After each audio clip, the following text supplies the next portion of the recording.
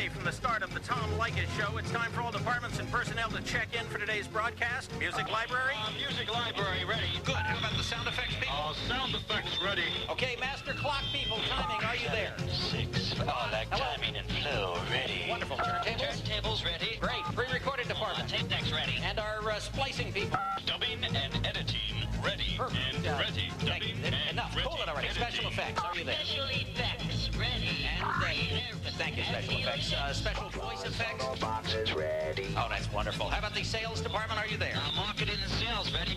Thank you. Okay, engineering department, are you there? Engineering department, stand by. Stand by. We're in the air in a minute. Engineering ready. Thank you very much. B-Duke department, please. Thank you, John Paul George and Randy. Okay, prepare to fade down the musical background as we go to the 10-second countdown to the Tom Leykis Show. Thank you. We are 10 seconds away from the start of the Tom Leykis Show. All departments, all personnel, stand by. The Tom Leykis Show is about to go on the air. At 3 seconds, we will go to silence, and then we will cue the opening theme for the Tom Leykis Show. Stand by. Cue the theme.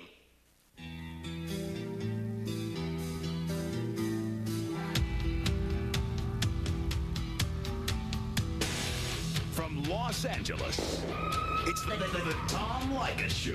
Oh, God. And now, here he is, Tom Leykis. 6 minutes after the hour, thank you for tuning into the Tom Leykis Show.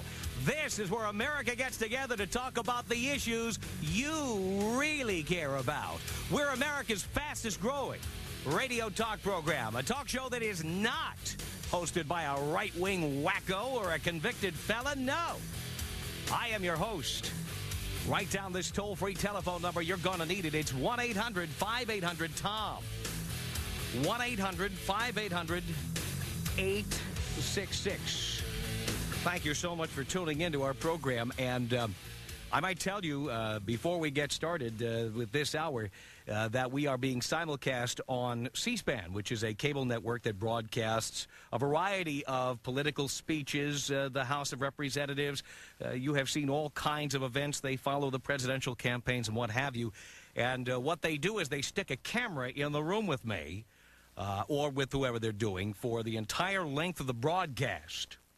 And I guess the idea is, and I've never spoken to the folks at C-SPAN about this, but I guess the idea is that somewhere along the way, someone is getting the idea that talk radio is the wave of the future. Somewhere along the line, someone is getting the idea that the voice of the people is spoken through talk radio. And somewhere along the way, someone is getting the idea that this is a very valuable part of democracy. And that is only part true. I will tell you why it is only part true. You know, there are an awful lot of people who think that talk radio speaks for America. That when you turn on a radio talk program, you are hearing exactly how America feels. When I'm interviewed by newspapers, when people ask me what I do for a living, how I do it, what the phone callers are like, what the mail is like, what the mood of the people is, they're always getting this impression that somehow what's going on here is reflective of America. I want to correct some mistaken impressions on this program. Number one, this is not reflective of America any more than one of those dopey 900 polls they have on hard copy. You ever see those? Have you seen Elvis? Yes. Call 1-900. No, 1-900. And, of course, they say it's 50 cents a call, and these are not scientific.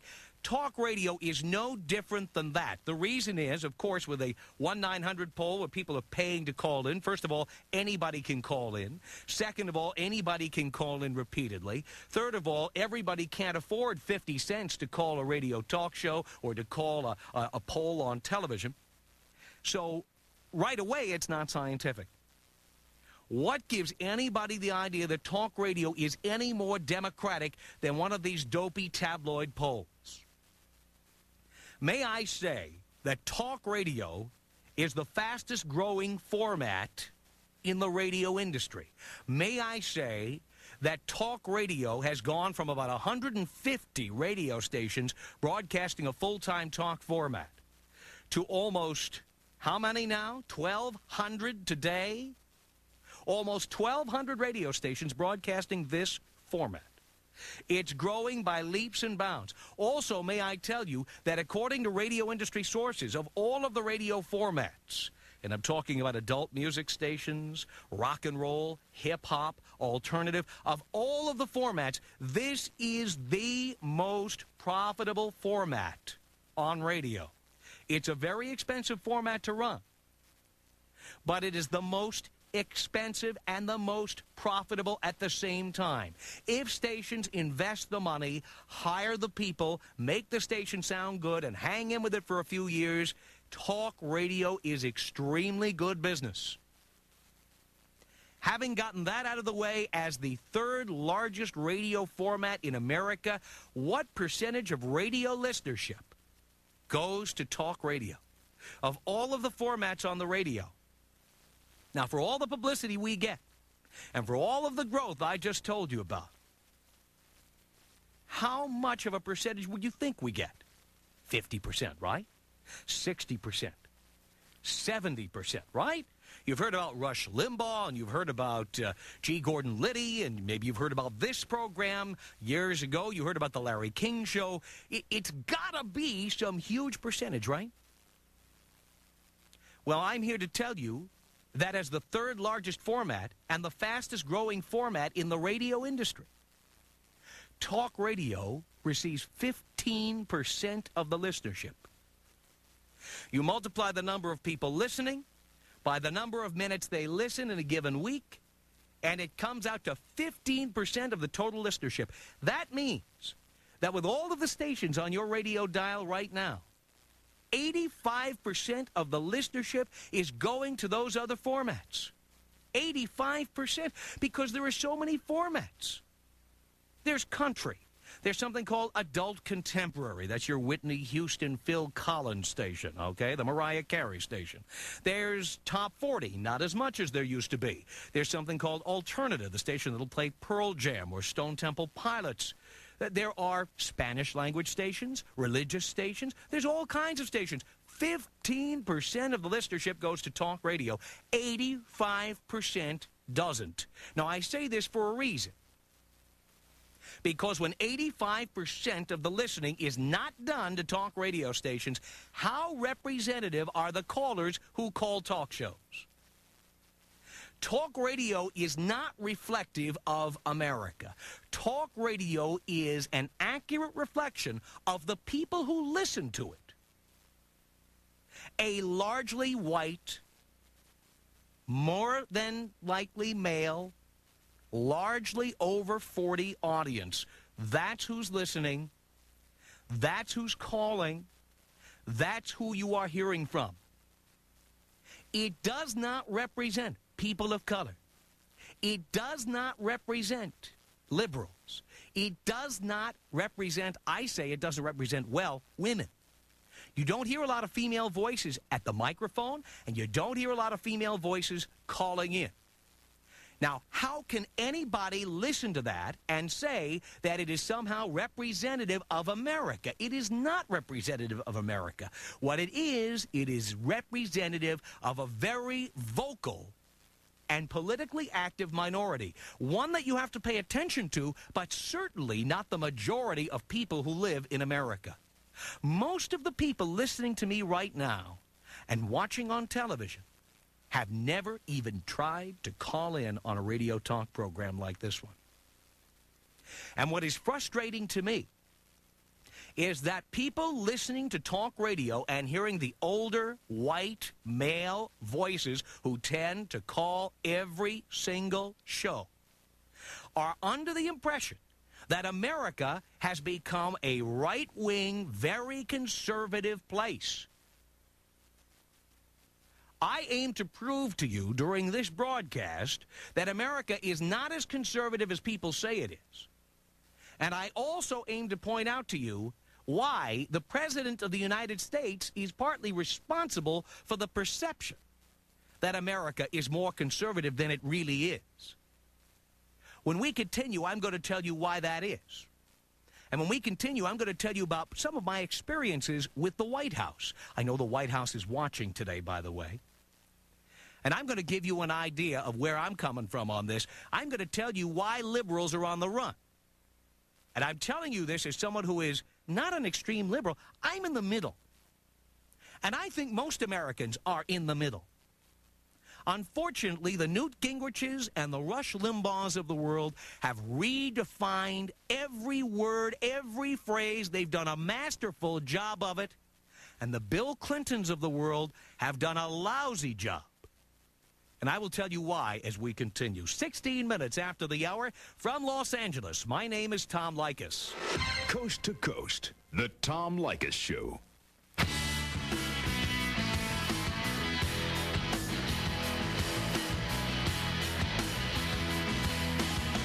Minutes after the hour, coast to coast, it's the Tom Leykis Show. Thanks for tuning in. Talking about where this country really is at and why people are somehow getting the idea that talk radio speaks for America, that talk radio somehow is representative of the masses, a medium that is largely devoid of women, people of color, liberals. How can it speak for America? It speaks for older, white, suburban, male America. And anyone who listens to this medium and says, I'm getting the whole picture, is a fool. May I say that? And that is my fear about all the focus on talk radio. Let me read to you some statistics from last week's Time magazine. They commissioned a survey. And this was a poll of 800 adult Americans taken by Yankelevich Partners back in the first week of December. And a bunch of questions were asked. And, of course, as you hear Newt Gingrich talking about the contract with America and how everybody wants the balanced budget amendment, the line item veto, welfare reform, et cetera, tax cuts for families, and the fact that Republicans got elected to office somehow means that we all signed on to this. May I read to you some of these statistics from this survey in Time magazine? Question: is it fair to cut off government payments to people who've been on welfare for 2 years, even if they have no other source of income?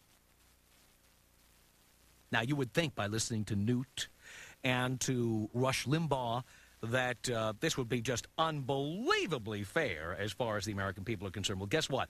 52% of the American people surveyed in this survey said it's unfair to cut off government payments to people who've been on welfare for 2 years, even if they have no other source of income. 52%. That is a majority, last I checked. 38% said it's fair.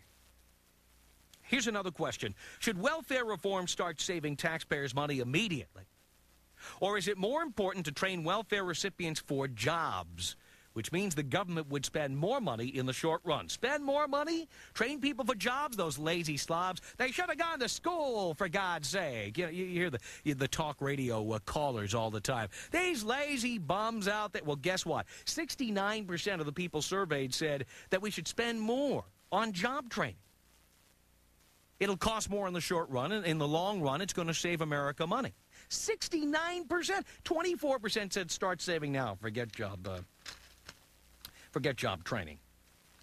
It goes on from there. Here's another one. If money is saved by cutting government programs, we just heard the president, by the way, who ran for office promising a middle-class tax cut. And I know the White House is watching, so if the White House doesn't understand why people have a problem with Bill Clinton, and I voted for Bill Clinton, may I give you an example? Bill Clinton ran for office promising a middle-class tax cut, something I never believed we would get, something I never believed was recommended or feasible because we had a huge budget deficit. How can you cut people's taxes? But Bill Clinton promised it anyway when he ran for office. Then after he won, shortly before inauguration, I mean, he was not even in yet, he said, well, you know, the budget deficit is so severe, and I had no idea how severe it was, so, hey, I'm not going to give you a middle-class tax cut, sorry. All right, so now we move up a couple of years, and Republicans kick Democratic butt on Election Day, and all of a sudden the same Bill Clinton now finds it in his heart to revive the middle-class tax cut, something which I still think we can't afford to do. Now, am I some wild-eyed liberal? Am I so far out of the mainstream? Am I one of these commie-lib, pseudo-socialists as Newt Gingrich and Rush Limbaugh would portray people like me? Well, let me tell you what the American people do think. This country that's supposed to be as conservative and right-wing and, frankly, as nasty and unsympathetic as it would be portrayed in talk radio.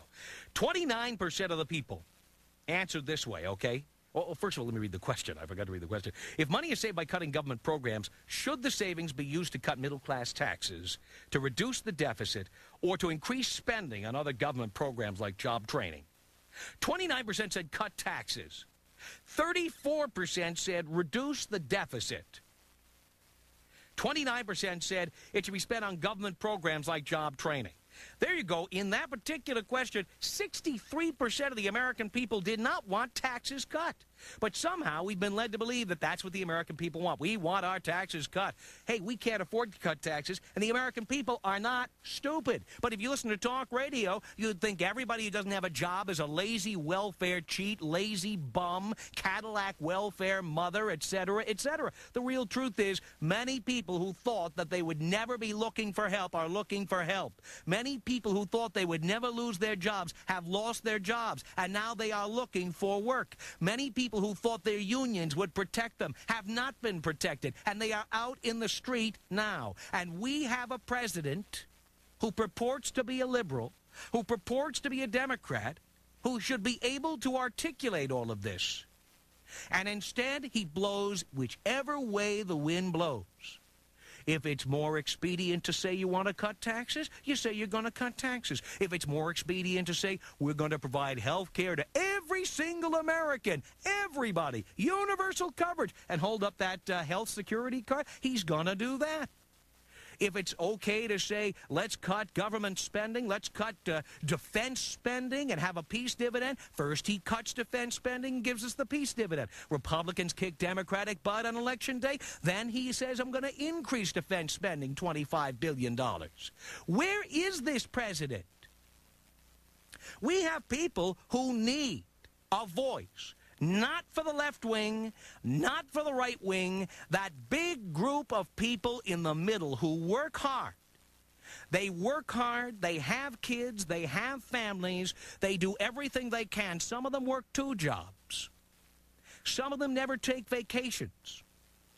And believe me, they don't break rules, they don't break laws, they don't ask for government handouts, they don't even like collecting unemployment. And some of these people, through no fault of their own, end up in the soup. And people like this need somebody to stand up for them. Bill Clinton can't do it. Bill Clinton won't do it. Bill Clinton hasn't done it. I voted for Bill Clinton. I am not a left-wing extremist. I believe in spending government money wisely. I am someone who is in a CETA program, and I heard Ronald Reagan talk about what a big, colossal waste of money this is, and I watched Reagan and Bush take a hatchet and cut the CETA program to ribbons. Guess what? I wouldn't be standing here today had I not been in a government-run CETA program. We don't have people who can articulate for people in the middle, people who believe in working hard, people who don't commit crimes, people who don't drive up in their Cadillac to the welfare office, people who work hard and through no fault of their own, changing technologies, busted unions, people who thought they'd have jobs there all their lives. All they'd have to do is work hard. All they'd have to do is contribute to society, keep their noses clean, don't get arrested, don't get in trouble, and somehow at the end you'll be able to retire to a condominium in Florida or North Carolina or who knows where. And an awful lot of people have found out that this was just a sell job, that this lifestyle was never going to exist. And we have people in the middle class who have been soaked into believing that America has somehow suddenly become Grinch-like. And they listen to talk radio, and somehow this justifies their feelings. They listen to the racism and the bigotry and the stereotyping that pours out of the speakers day in and day out, all day long, and they somehow believe that it's okay to be a bigot, and it's okay to hate the poor, and it's okay to hate the homeless, because they hear other people on the radio doing it. I've got a lot more to say about this, and I will as we continue. The Tom Leykis Show.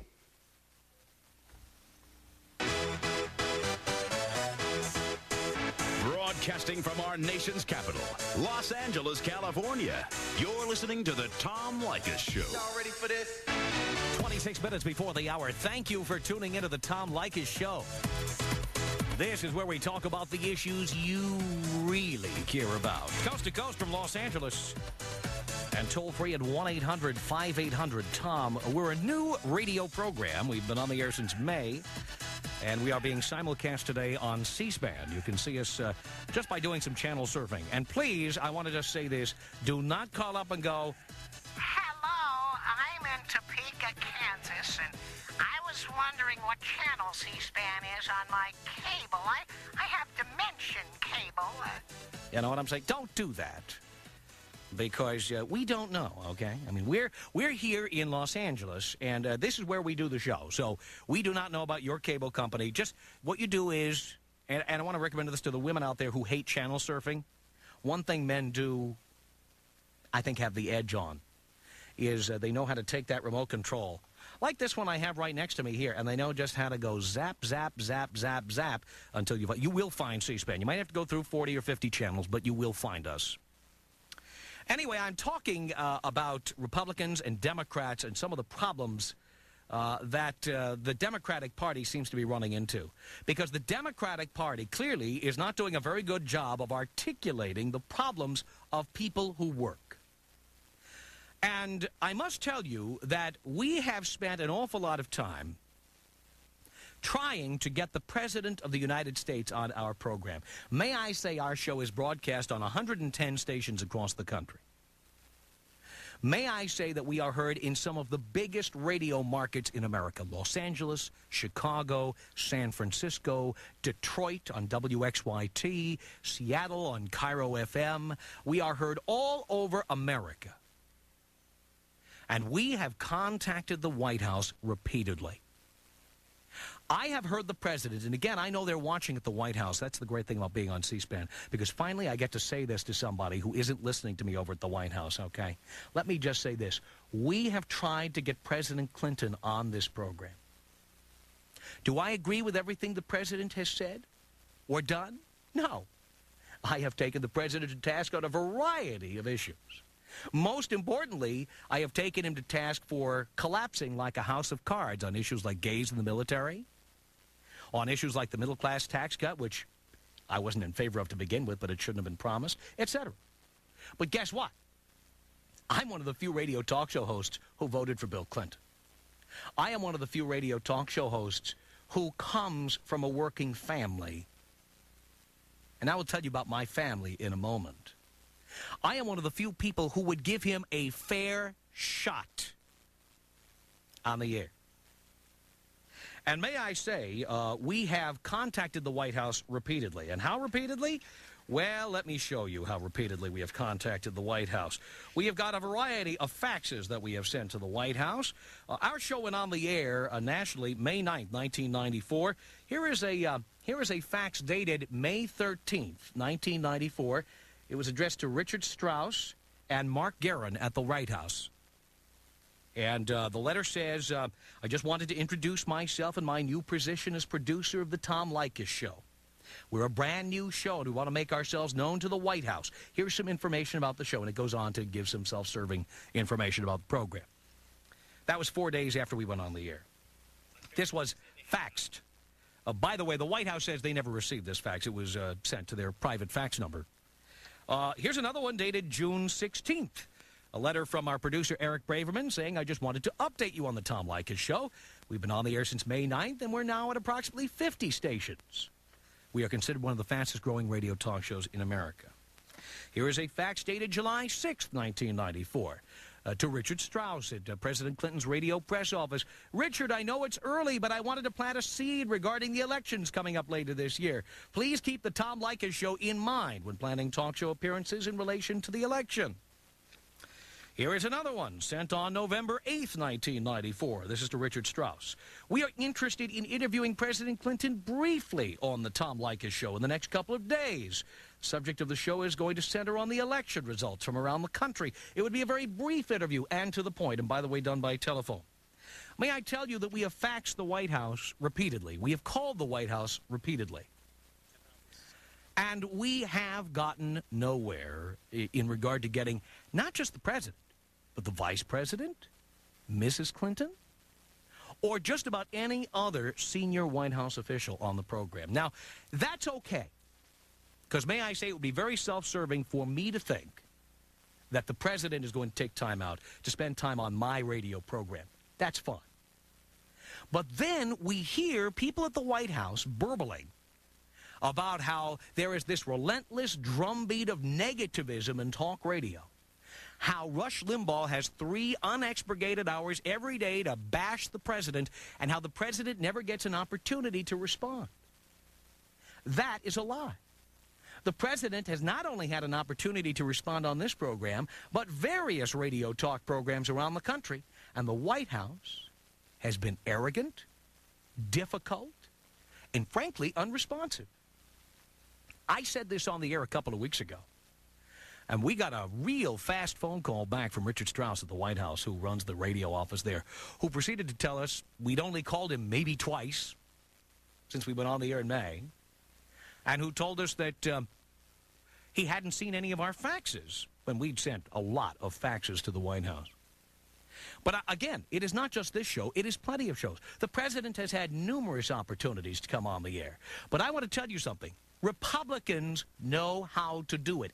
I am speaking as someone who voted for the president. Republicans know how to do it. Newt Gingrich knows how to do it. Congressman Bob Dornan of California knows how to do it. Various Republicans know how to do it. They don't get on the phone with talk radio producers and say, hi, who are the other guests on the show? What are the questions going to be? Who is the host? What is his opinion about They don't do that. They come on the air like pit bulls. And if they are challenged by a host, they're going to come on and respond back. The Democrats we have dealt with, and we have tried repeatedly to deal with the Democratic Party, they don't want to come on without making all kinds of conditions, without putting all kinds of prerequisites on us, and we don't do the show that way. We don't, we won't, we haven't. And so what's the result? The result is, on our show, where the president might get the fairest interview, and there are other shows like this one, he won't come on. He won't come on. The vice president, we don't hear anything about him. We don't hear anything about Mrs. Clinton, nothing. So that's okay, because the president is a busy man, and I understand that he just can't respond to every interview request. But let me tell you this. Don't complain about the drumbeat of negativism on talk radio. The White House has been unresponsive to this program and other programs, period. George only has a couple of minutes. That's all I wanted to say about that. Now, I'll tell you what, we have George Stephanopoulos calling in. All right, I'm going to talk with George Stephanopoulos. But when we are finished, I want to tell you, since the president, in my opinion, is unable to articulate the problems of the real working person, I am going to tell you about the problems of a real working person coming up. George Stephanopoulos joining us from, I assume, the White House. Thank you for calling in. We appreciate it. Do I have him on the right line? Just took another call. Tom, how are you? All right, I'm doing just fine. George, how are you? I'm doing great. What can we do for you? First of all, I just had to listen to your whine, so it wasn't that great. But You had to listen to me whine? first of all, I should say, if you never got your calls answered, that's a mistake, and it's stupid of us, because we have tried to do an awful lot of talk radio. In fact, the president had the first radio talk show briefing ever from the White House back here when we were introducing health care, and 160 radio talk show hosts were on. We've had 60 talk show hosts talk the day after the briefing, and we've tried to do an awful lot of talk radio, and I feel bad that we haven't gotten enough people on your show. That's a mistake, and that's pretty stupid. But I guess what bothers me more is your conviction, and I guess it's heartfelt conviction, that the president hasn't been in here every day standing up for the middle class, the people that you were talking about who work hard every single day. Because I think if you look at the president's record, and I'd be the first to admit that maybe we haven't done a good enough job at getting that record out, you see it's a pretty consistent record of standing up for middle-class people, whether it's looking first and foremost at the economic plan. The economy under this president has been the strongest economy in 30 years. He's created over 5.5 million jobs. He's cut government spending. He's helped turn the economy around by making the tough choices to bring down the deficit.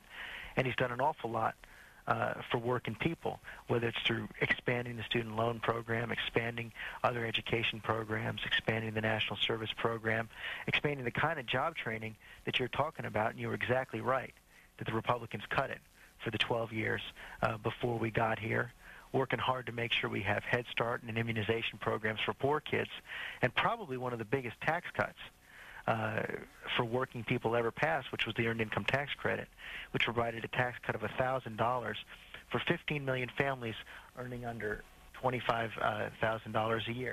I know what it was. So, you know, we feel pretty good about the start we've made at helping working people. We feel we have to do a lot more, and because the deficit's come down, because we've cut spending, we think it's okay now to make sure that the middle class gets some of the benefits of that reduced spending in a tax cut.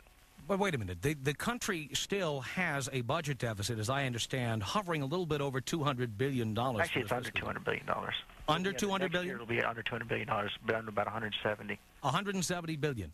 How can we afford to give anything back? If we're going to cut spending, why not just cut spending? Why give the money back, especially when you look at that Time magazine survey that says that people are not even looking for tax cuts? The conservatives bullied you guys into a corner into believing we want our taxes cut, that we don't want our taxes cut. We want the budget deficit to go down, and the Clinton administration, at least for a while, seemed to be doing that. You can't tell me that this is what the American people want. How all of a sudden can you say, when you still have a $170 billion budget deficit, that now we can afford to give money back? We are still in the hole, George. Well, there's no question there still is some debt, but the president's cut the deficit in half, number one.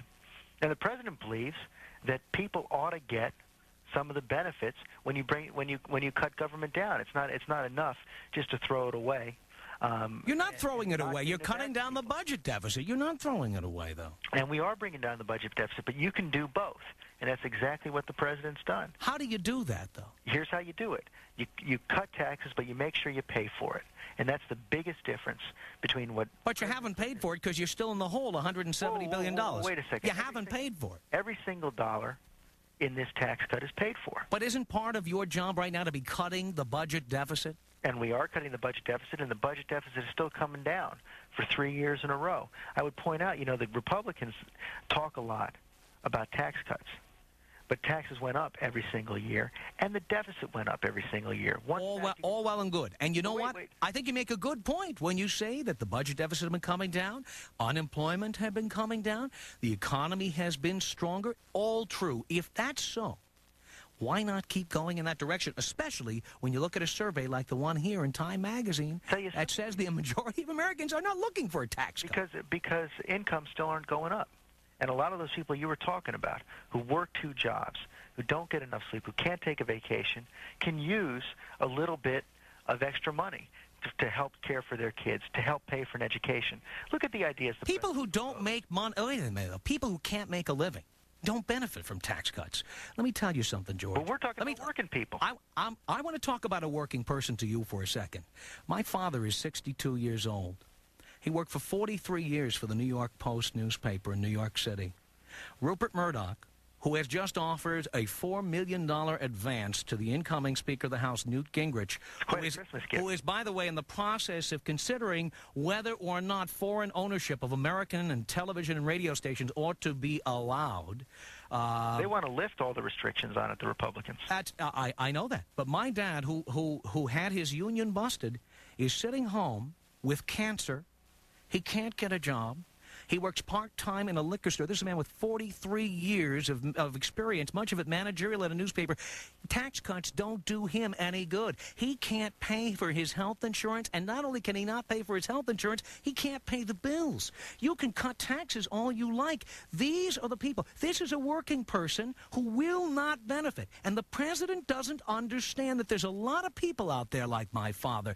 And that is what the American people need, is someone who can articulate this kind of thing. And the president doesn't do it.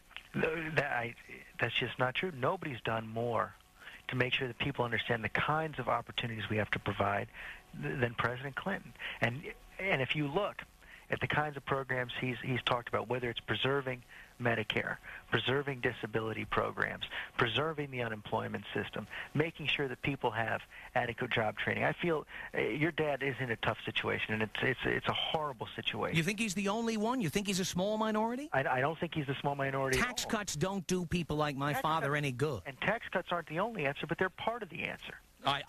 George, I hate to interrupt, but I have to take a break here. If you can stay, great. If you got to go, I understand, and I thank you for calling in. Stay tuned. We will continue.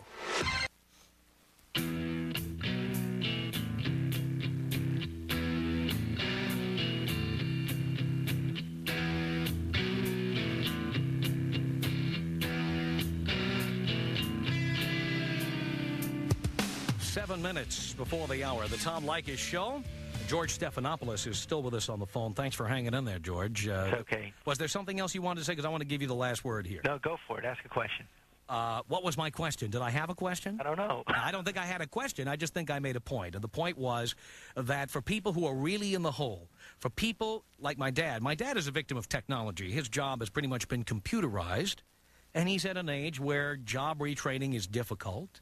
It's difficult to find a new job. You know, there are a lot of guys like him, guys who worked on factory assembly lines, guys who worked at a newspaper where at one time they took a ruler and a number 3 lead pencil, number 1 lead pencil, I guess. I never did this for a living. And they drew out the layout of the newspaper, and now you can do it on a computer in half an hour instead of taking a whole workday to do it. There are all kinds of people in this position. And tax cuts sound great. They sound awfully Republican to me. But the real truth is that for somebody who doesn't make a living, a tax cut doesn't do them any good. Well, we're not talking middle class anymore. We're talking lower middle class or less. That's definitely true, but that's not all the president's doing. And I think you know that. Really? And absolutely. If you look at what the president's done, if you look at the training programs he's put in place, and you're probably right, for your dad at his age, it's a lot tougher. And we just have to make sure we have a strong safety net in the country for people who have disabilities, for people who have illnesses, for people who can't get another job, to make sure that they still are taken care of. And under the president's budget, that all happens. I'll tell you one thing, under the contract with America that the Republicans are pushing, that safety net is gone. It is long gone. And you've got the president in there fighting for it. Everything is a matter of choices. Everything is a matter of alternatives. But you can't reduce the president's entire program to tax cuts. I'm real short on time, George. I'm going to ask you one final question real quickly now. $25 billion in new defense spending. How is that going to help the middle class? We need a strong America. We need to make sure that our military forces are ready and secure. And didn't the president just cut defense spending in the last 2 years? The defense spending has been going down, as you know, ever since the Berlin Wall came down, ever since the end of the Cold War. And now it's going back up. I'm out of time, George, but I really appreciate you being with us, and I really appreciate you taking the time, but we're out of time. Thank you. You're listening to the Tom Leykis Show.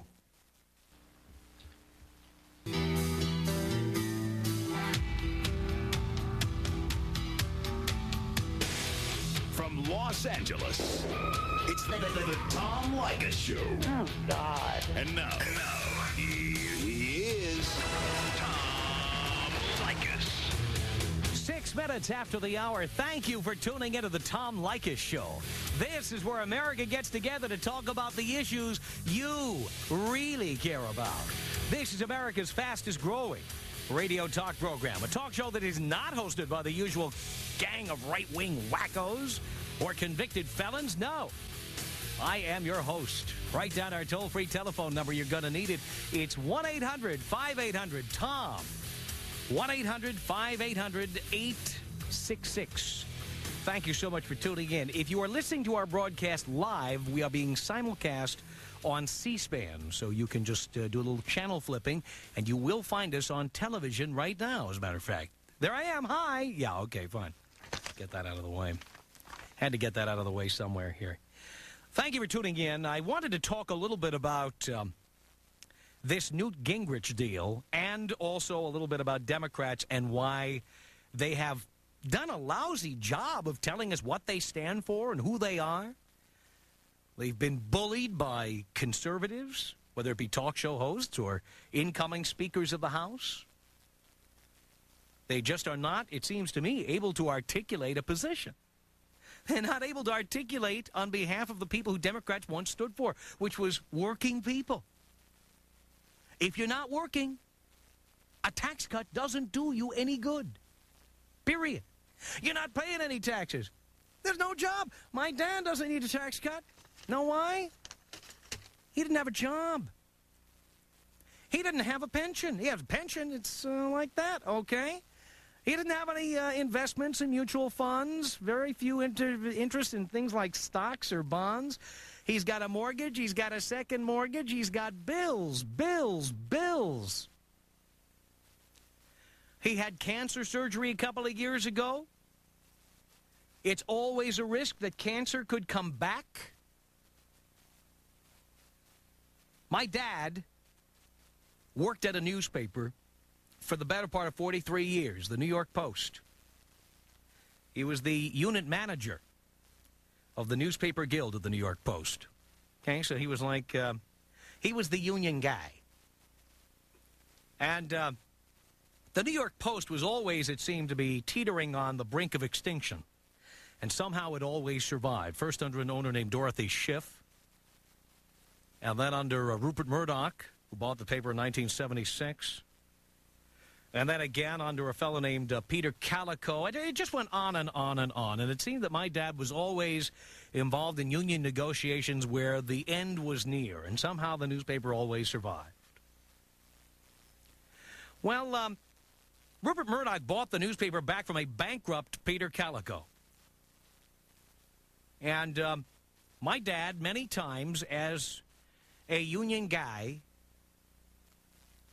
agreed to defer raises, and instead of raises, agreed to take increases in his severance pay that he'd get somewhere down the road. Well, let me put this in brief for you. Peter Calico, the former owner of the New York Post, filed for bankruptcy. And by the way, even though he filed for bankruptcy, part of our wacky bankruptcy laws in America mean that, well, even though you claim to be bankrupt, at least on paper, you get to keep things like your cars, your houses. Peter Calico, if I recall correctly, owned 22 cars, got to keep them all. House in Montauk Point, Long Island. Oh, yes. But he's bankrupt, folks. And that seemed awfully peculiar at the time, but not nearly as peculiar as when Rupert Murdoch blew out my dad's union. Just blew them out. Boom. Blew them out.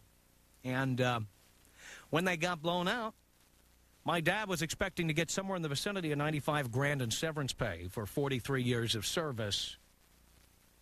And instead of getting that, he was told that Mr. Calico going bankrupt had something to do with him not being able to get his severance pay. So instead of getting $95,000, he got somewhere in the vicinity of $7,000. He got something on the order of 12 cents on the dollar. And he lost his job. My dad is 62 years old. He works at a liquor store. He has 43 years of experience in the newspaper business and can't find a job. He can't get job retraining. And if he gets job retraining, let's face facts. How much time does he have to retrain before he's 64 or 65? And then what are the odds that he's going to get a job? So he lives on a minimal pension, Social Security, and that's about it. And he's got an awful lot of responsibility there, an awful lot of bills to pay. And, well, I got to tell you, a middle-class tax cut doesn't do my dad a lot of good. And I know my dad's not the only one. Let me just say this. I am not saying this because I feel persecuted. My family is persecuted. Oh, no. My family's not the only one. There are many people like my dad who were union employees in the 40s, the 50s, the 60s. People who worked hard. People who thought you went to the assembly line every day, you did a day's work, you kept your nose clean, and one day you get to retire, make a little pension money, got a little something put away, you get your severance pay. And there's an awful lot of people, whether they be at newspapers, whether they be on assembly lines, wherever they are. My dad was one of only 300 people who lost their jobs. May I say that a lot of these people thought they were going to be retiring to Miami or something. And where are they now? They're like my dad. They're working in a liquor store for a few bucks an hour, hoping somebody will hear about their plight. And here is the president who is supposed to represent the working man, and my dad was a working man, let me tell you, for 43 years at the same place. Middle-class tax cut isn't doing him a whole hell of a lot of good. Giving him a tax deduction on college tuition, it's a little late. So essentially, and I know my folks can't deal with this and probably don't want me to be saying this, but I've got to say it because I've got the White House watching now, Mom and Dad, and there's no other chance I'm going to get to say it. My mom and dad are sitting there with my dad facing the possibility of more cancer surgery. And my mom and dad are sitting there with, they don't even want to look at how much money they owe. One day the end is going to come. They're not going to be able to pay the bills. They're not going to be able to pay him. My dad's going to be in the hospital. Guess what? When my dad lost his job, he went on a thing called COBRA. That's when they give you health insurance from your previous job after you are fired, right? Or you're laid off, or you resign to pursue other interests, or whatever they say these days. Or you're terminated without prejudice, or whatever they do. My dad, who lives with my mom, was paying $400 and some odd a month. Understand, he's on a small pension and Social Security. My dad was paying $450 a month for health insurance. That's over $5,000 a year. Now, if that isn't enough, my dad, who had cancer and may have it again, my dad now faces a 72% increase in his COBRA to over $700 a month for health insurance. We're not talking about some lazy bum here, the kind of lazy bums that the Rush Limbaughs and the Newt Gingriches like to talk about. That's not what we're talking about here. We're talking about a man who worked. We're talking about a man who sold Christmas trees to make extra money before Christmas when I was a kid. We're talking about a guy who worked 7 days a week when I was 12 and 13 years old, and I never saw him. He left at 6 o'clock in the morning and came home 11 o'clock at night. He sold ice cream from a soft ice cream truck in Long Island. I've hardly seen my dad most of the time I was growing up because he was working. This is a working person we're talking about. This is the kind of person that the Newt Gingriches of the world want you to believe is some kind of a lazy, irresponsible bum who doesn't deserve any help, who should have provided for himself. He did the best he could. He still does the best he can. He still goes out to work every day, even though I think my dad is one of the better newspaper people in this country. My dad is in the soup.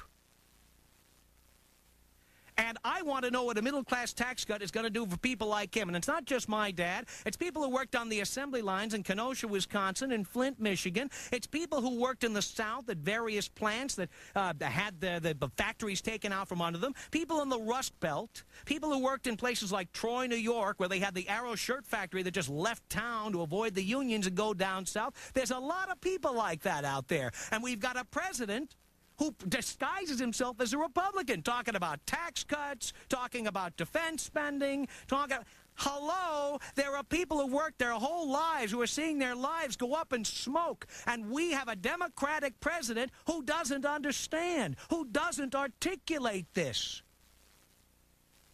All he's concerned about is getting reelected in 1996. Let me tell you something. If you don't start being true to the people who elected you, if you don't start being true to the working people of America, even they are going to abandon you. Do you think people who support Newt Gingrich are going to vote for Bill Clinton? Give it up. You might as well be what you are, Bill Clinton. You might as well be a Democrat. I am not, by the way, a Democrat or a Republican. I'm in that big middle. But I got to tell you something. I am getting awfully frustrated with the fact that Republicans are doing a better job of PR than Democrats, who are always hiding behind the skirts of flax and PR people, and they have layers and layers of George Stephanopoulos and Dee Dee Myers and Richard Strausses who call in and answer for the president. The president doesn't answer for himself, and I'm not trying to bait the president to call in. I'm just saying, when we want a Republican, just get on the phone. I interviewed Newt. I had him on. Bob Dornan, we have his home phone number. You call Bob at home, he'll come on the program. What a shame that people who represent the interests of working-class Americans, people who don't think that everybody who's out of a job is a lazy bum, what a shame that politicians like that feel compelled to say, who's going to be on the show with him? Well, what's the opinion of the host? Well, he's going to be busy. Why don't we send Joe Blow, who you've never heard of, to come on, and he can answer for the senator, for the president, for the head of the Democratic Party, for, please. And I want to say one more thing, speaking of Rupert Murdoch, and this brings me to a story that came out today. You may not be aware of this because it's kind of a media story, and it probably stays on the business pages of your newspaper. The aforementioned Rupert Murdoch, who owns TV Guide and the Fox television networks, and used to own the Star, Star Magazine, and he owns Current Affair and The Simpsons and all these different shows. Rupert Murdoch also owns a publishing company. Did you know that? Yes, he does. HarperCollins. It's a book publisher. Now, why is that relevant? Well, let me tell you why. A number of folks have noticed and brought to the attention of the Federal Communications Commission that the television stations that are run by Fox television stations are not owned by America or Americans. Do you know that a radio or television station cannot be more than 20% owned by a foreign person or a foreign entity? So in other words, if you come from England or Australia or Japan and you want to buy into a TV or radio station, you can't own more than 20% of it. Well, recently we find out that the Fox television stations are 99% or more owned by a company called News Corporation or News America, which is an Australian corporation. Rupert Murdoch was from Australia. He's a naturalized American. So now you have an Australian company that is controlling a television network and several television stations, including the TV stations that broadcast some of the stations that broadcast NFL football on Sunday, okay? Well, an investigation has been launched into this to find out if that's really true, that it is controlled by an Australian corporation, the Fox Television Network. And isn't it interesting, today we find out that the same Rupert Murdoch, who's being investigated by the Federal Communications Commission, offers a $4 million, $4.5 million advance to write a book for HarperCollins too. Dun, dun, dun, dun, dun, dun. Newt Gingrich, the incoming Speaker of the House, and someone who has to oversee whether foreign ownership of American television and radio stations is a good thing. So here you have, and this is very interesting, here you have Republicans talking about all those darn foreigners who are coming in here and snatching up all the real estate and taking all our welfare and all that. Meanwhile, a slick Australian, they're foreigners too, even though they speak English, by the way. A slick Australian named Rupert Murdoch slips in here, buys all these television stations under the name Fox Television Stations, or Fox Television Group, or News America, or News Corporation. And then we find out News Corporation is an Australian corporation. So there's an Australian company operating American licensed television stations, which appears to be in violation of the law. And now Newt Gingrich and the people in the House of Representatives, they've got to investigate this. So what happens? Suddenly, Newt is an author. Suddenly, he gets a $4.5 million advance to write a book. Is that an advance to write a book? Or is that a bribe? I'm just asking a question. And it's a question that the Rush Limbaughs of the world are not going to ask. Let me give you our telephone number. I think you might have some comments on some of the things we've had to say. It's toll-free from across North America. It's 1-800-5800-TOM. 1-800-5800-866. And when we come back, guess who? It's Republican Congressman Bob Dornan. So easily accessible. Just take the old dialing finger and dial up old B1 Bob. He's always out there. Now, if you want to reach the President of the United States, well, let's talk to 27 people up on. But you want to talk to B1 Bob or Newt Gingrich, they are available, let me tell you. All right, we'll have Bob with us and then some of your telephone calls coming up. 21 minutes after the hour, we are coast to coast from Los Angeles, both on the Westwood One Entertainment Radio Network and on C-SPAN. My name is Tom Leykis. Stay right there. Coast to Coast, the Tom Leykis Show. Who needs the fairness doctrine? We've got the Tom Leykis Show. 26 minutes before the hour. This is America's fastest growing radio talk program. And I'm not even a right-wing wacko, a convicted felon, a bigot. I'm not on a work release program.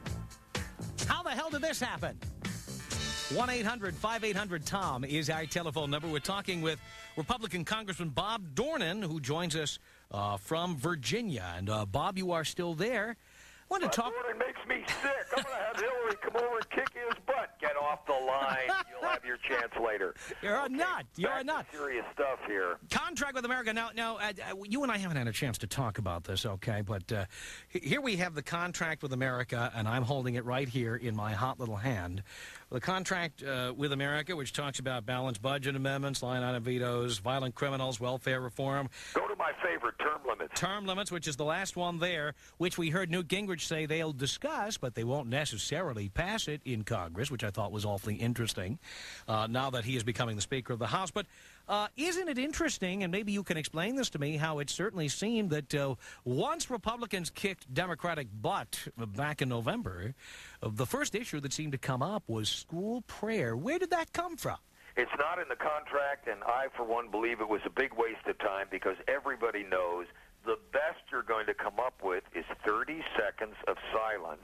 And if you're in a school district that's melting down with guns on campus and drugs everywhere, all that's going to happen is 30 seconds of checking out the newest chick in the school and everybody crossing their arms with their street symbols going 2-3 man from which street. It's not going to work. It's a waste of time, and it diverts us from things that really can help American families, like a huge exemption for children on your 1040 form. What do you think about now? What do you think about the president's proposed quote-unquote middle-class tax cut? Well, we're into a pathetic bidding season at Christmas time when we ought to be reflective. Here is the president trying to jump on this bandwagon that carried the Republicans to victory, and he's damn lucky that he didn't try to shoot his way into Haiti, because the highest-ranking people down there told me the minimum U.S. killed in action would have been 20 or so. A couple of those would have been friendly fire, no matter how hard we try to eliminate it. And I said, how many Haitians would have been killed? They said several hundred, and it would have been over in a day, but they said there still would have been several hundred deaths. How many would have been innocent people caught in the crossfire? And they said at least half. And I said, my God, this would have cost Clinton, Clinton another 20 seats. They said, well, that's your business, but it certainly wouldn't have been a good-looking thing on network TV. So Jimmy Carter, Ace Carpenter, saved Clinton and the Democrats from losing another 20 seats. Now, how much of this contract with America is actually going to happen? I mean, you guys have the majority. I think it's all going to happen, and the one that is going to be painful to senior Republicans is that term limit one. Now, some of my best friends in the House, Henry Hyde of Illinois, Tom DeLay, who just won the majority whip job, they have been very frank. No way for term limits before, after. They've never, they thought elections are for term limits. That's the best counterattack. But those of us who have been for term limits for 20 years, and I found my declaration, handwritten statement on a yellow legal tab from 19 years ago, this coming January 26th, and one of the big items in there when I was leaving L.A. Broadcasting to run was that I would only hang around 12 years max, which is what I'm doing in Orange County, and I'm keeping my word. This is my 11th and 12th year. So I'm going to stick to my guns, debate it out on the floor, and now I've come down from 12 to 6. So it is going to be a hot debate. People are going to say, what, you mean I just get the power and I have to check out in 6 years? Well, that's the promises that many of us made to keep so that somebody else can have a shot. Well, I want to make it the people's house, rotating every 6 years, people in and out, so lots of people will get a shot at being speaker. And besides, you can leave the House and run for the Senate, the governor's race, go back to the state Senate, run for mayor somewhere, run for president, for God's sake. You can come here and do a show, Bob. That's right. Come back home. Well, see, Tom, that does make a difference. I have something to do out there in the other world. A lot of these guys can't figure out how they're ever going to make $133,600 a year ever again, and they're going to cling to this job. All right, now, Bob, I got to run here, but I want to say this. Sure. I want to check back in with you regarding this contract with America. Oh, absolutely. And look, Newt is the most dynamic thing to hit this city in a long time, and it's not just 40 years, Tom. When Hoover was hit with the crash in 29, we lost the House the next year in 30. That's 64 years ago, and we've only had 4 of those 64 years. So people like Bonnier and Gephardt, stop whining and crying. Hunker down as the loyal opposition and kick some tail the way we did for 40 years straight and for 60 out of 64. My God, if they were doomed to 20 or 30 years, they'd be jumping off the Capitol dome. We'd have to have a round-the-clock watch up there grabbing Democrats by the heels before they splatter in the east and west parking lots. All right, Bob, I got to run here, but we're going to talk again soon. We're going to keep up with you, and we're going to find out what's going on, and I really appreciate the fact that you keep in touch with us, which is more than I can say for the president. Betcha. And, Tom, keep pushing term limits. It's a chance for you and I to change seats, and you can be inside the belly of the dragon for 6 fast years. Thank you, Bob. You betcha, pal. Okay. Bye. Take care. Christmas. Same to you and your family. Appreciate it. Okay, bye-bye. There goes Congressman Bob Dornan, Republican, representing the 46th District of lovely and bankrupt Orange County. But Bob had nothing to do with that. All right, coming up, your telephone calls from across America, not just on the air, on the radio, but also on C-SPAN. Our telephone number for the uninitiated, 1-800-5800-TOM. It's 1-800-5800-866. 19 minutes now before the hour. My name is Tom Leykis, and we will continue. This is the Tom Leykis Show.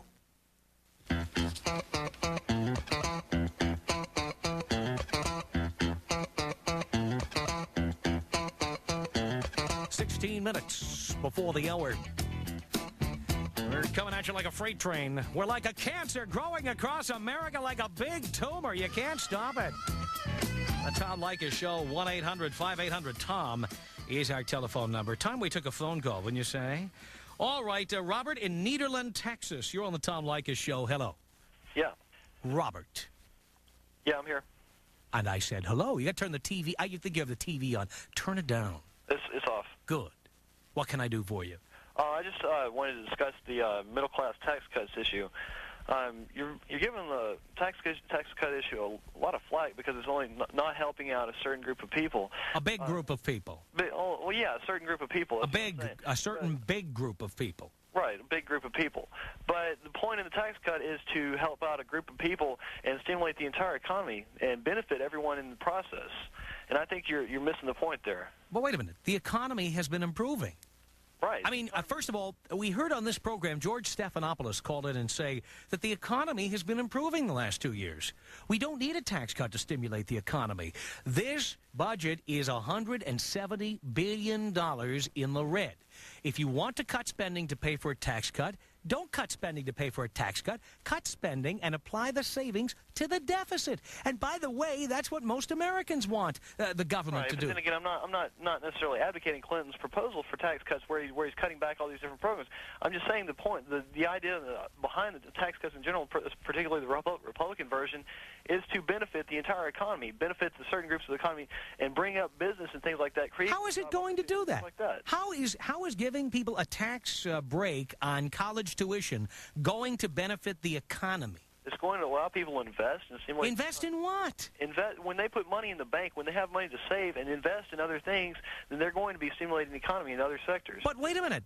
If we have a $170 billion budget deficit and interest rates are going up as they have been, that means the interest on the national debt is going to go up. And that means the budget deficit is going to start going up. And then when you cut taxes and cut revenues, the budget deficit is going to go up further. We heard this argument from Republicans all through the 80s who cut taxes, and the budget deficit went up and up and up and up. It went up and up and up. As long as people are willing to invest in the government's bonds and federal invest in the federal government in general, they're still going to have money to pay off the budget deficit. It's a rolling deficit. It's not as if it goes up and it has a stopping point. We can always, as long as we have people investing in the budget. $170 billion deficit. Do you know how much that is? Yes, I do. How much? It's a lot of money. But it's a lot of money. And it's not money that's coming due at a certain day. It's money that's continually rolling over and having new investments. It's 170,000, 100,000. That's what it is. Yeah. It's 100,000 times 170. That's a lot of money. That is a lot of money. Sure it is, but the point I'm making is the middle class tax cuts would benefit the economy. How? More people invest in it because invest what? How much are you going to get, and how much are you going to invest? When I don't. How much do you earn? I'm a student in college. All right, so if I didn't have to pay for my college like I'm doing, I could put money in the bank, which would in turn benefit the economy because that would allow for new loans and all kinds of other transactions to occur. But we don't put the money in the bank in this country. We're not savers. We don't put the money away. There are a lot of people that do that. Most don't. All right, laugh it up, Robert. Thanks for the call. 1-800-5800-TOM. What can I say? I love these amateur economists who call in here, and they're explaining about investing, and this guy doesn't make a living. He's a student. He doesn't make any money. A tax cut is not going to do him any good. Maybe his parents. I don't know. Let's continue here with Mark in Del Mar, New York. Mark, you're on the Tom Leykis Show. Hello. Thomas, how are you? Good, how are you? I'm calling from your old haunts up around Albany, the QBK land. Very well. Now we're on WGY, Mark, so you've got to listen to us at night. Well, it gives you an idea of my radio habits. Listen, well, it's WGY 8 to 11. I gotcha. I'm usually trying to work during those times. Well, stop working and listen to the radio, for God's sake. Tom, here's where I'm at on this. You know, I grew up in Hyde Park, New York, which was really in the shadow of the Roosevelt home. Came to Albany. I've spent the last 20 years here. Really a homegrown Democrat in a lot of ways, and I have to tell you that I am beyond belief as to how badly the Democratic Party has lost its focus, lost its position. Can't even begin to get close to articulating what it wants to do. And then last week to watch the president basically take a chameleon flip-flop attitude once again and promise us what we've been hearing from the Republican side was just unbelievable. The most unbelievable part about it to me is that now we're willing to walk away from any traditional belief that government can, in some cases, do a good job. Mm-hmm. We believe now that things like the FAA should be privatized. We should let business watch out over its own tail. We're going to trust business to do the right thing. Well, like we have Rupert Murdoch. Oh, exactly. Giving $4.5 million to the incoming Speaker of the House as a book advance while he's being investigated by the federal government. And we just sit back going, Democrats essentially will sit back and you think that this won't be allowed to stand? You think that Rupert Murdoch won't get to keep owning those stations? Please. Well, you know, the bottom line to this whole situation here is that we have to take a look at that our government in protecting the rights and the certain safety of our people, whether it's the FDA, the FCC, or any other function of government, oh my God, the military, we've got to depoliticize these things, and we've got to say, out of that pot, we're not going to cut under the guise that this is somehow returning back to the free market system, regulations that go right out the window. What bothers me, and I know you agree with me on this, Mark, is the Democrats have become impotent. They have become, you know, they sound like NPR. They sound like they're in a coma most of the time. The fact is there are people who work and slave, and they're not welfare cheats. They're not lazy bums. They work, and they still can't get ahead. Exactly. And there is a need for a party that represents them, and the Democrats are flailing around trying to be Republicans.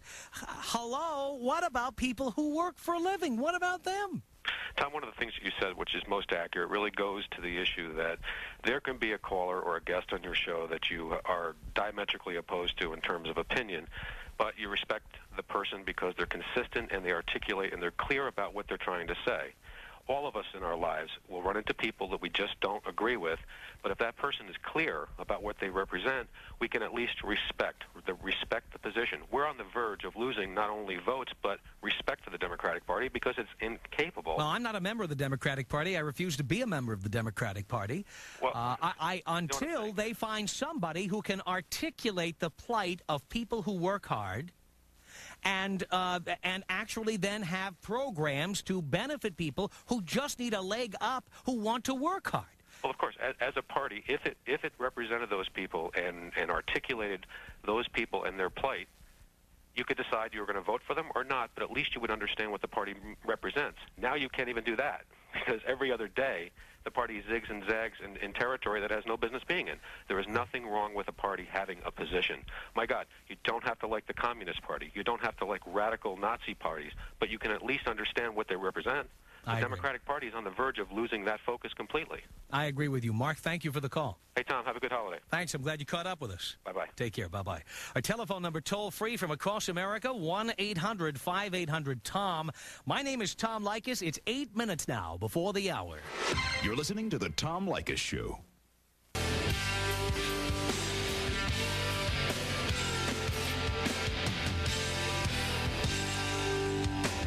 5 minutes before the hour. This is America's fastest growing radio talk show from Los Angeles. It's the Tom Leykis Show. Our telephone number here, toll-free, 1-800-5800-TOM. Mike in Burlington, Vermont. You're on the Tom Leykis Show. Hello. Hello, Tom. This is the first time I've ever heard of you, or in this case, seen you also. But I really like what you have to say. I mean, you've woken me up. I, too, for years, voted Democrat. Vote Democrat for either the Congress or whoever was the better presidential candidate, just to keep them honest.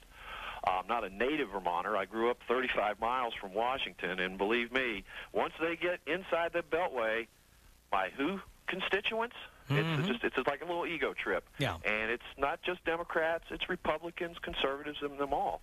And I'm like you. My father worked all his life at a non-technical job. He's fortunate that he still has Social Security now. But I cannot see what the big hype is on this tax cut for myself, who am middle class. I can't see what I'm really going to splurge. I think it works out for me to about $127 a year. Ooh, invest that in America, will you, while you're out there? So. Ooh. I don't know. I don't see where people... I think I'm catching on to how the economy really works. Go out and buy a T-bill with that, huh, Mike?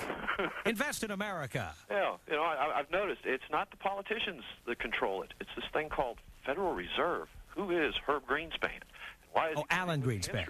You mean Alan Greenspan? Yeah. I don't know who Herb Greenspan is, to be honest with you. But, you know, it's like, you know, to me, like you told previous call-in person, I would love to invest. I would love to sink thousands and thousands of dollars into a bank and reap in large interest. However, I have mortgage payments, car payments. I like to eat, and it's just, you know, it's hard. That's right. And there's, you know, they talk about all the tax breaks and this and that, and when you really sit down and figure it out, you know, not to pick on anyone who's an economist, because I'm not. I'm just a taxpayer. I get paid twice a month. I have to pay my bills. I can't vote myself a pay increase. I can't say, well, I'm $200 in the hole in the bank account, so I'm going to cut my spending, but I'm going to give each of my children a check for $10. Yeah. You know, I just... It's not gonna. It doesn't work. It doesn't. It doesn't work. What we need in this country is job retraining. Yes. We need to take people who worked on factory assembly lines and worked, like my dad, at newspapers and worked in the fields at jobs that have been taken over by various kinds of farm machinery, and train people to do other things. Really? And we need the government to do that and to train people for jobs that are needed, jobs that will be there when they get out. Yes. Over 55 years ago, they had to do that when we were in the major world war. Increasing defense spending is not what we need to do right now. Cutting taxes for the middle class by offering tax breaks to people sending their kids to school, that is not what we need to do. We need to cut the budget deficit, and if we're going to be having any dividends here, we ought to be spending them to train people to be productive so they don't become welfare cheats and welfare queens and all of that. Mike, thank you very much for the call. The Tom Leykis Show. Coming up, we'll continue our conversation with you on the Tom Leykis Show.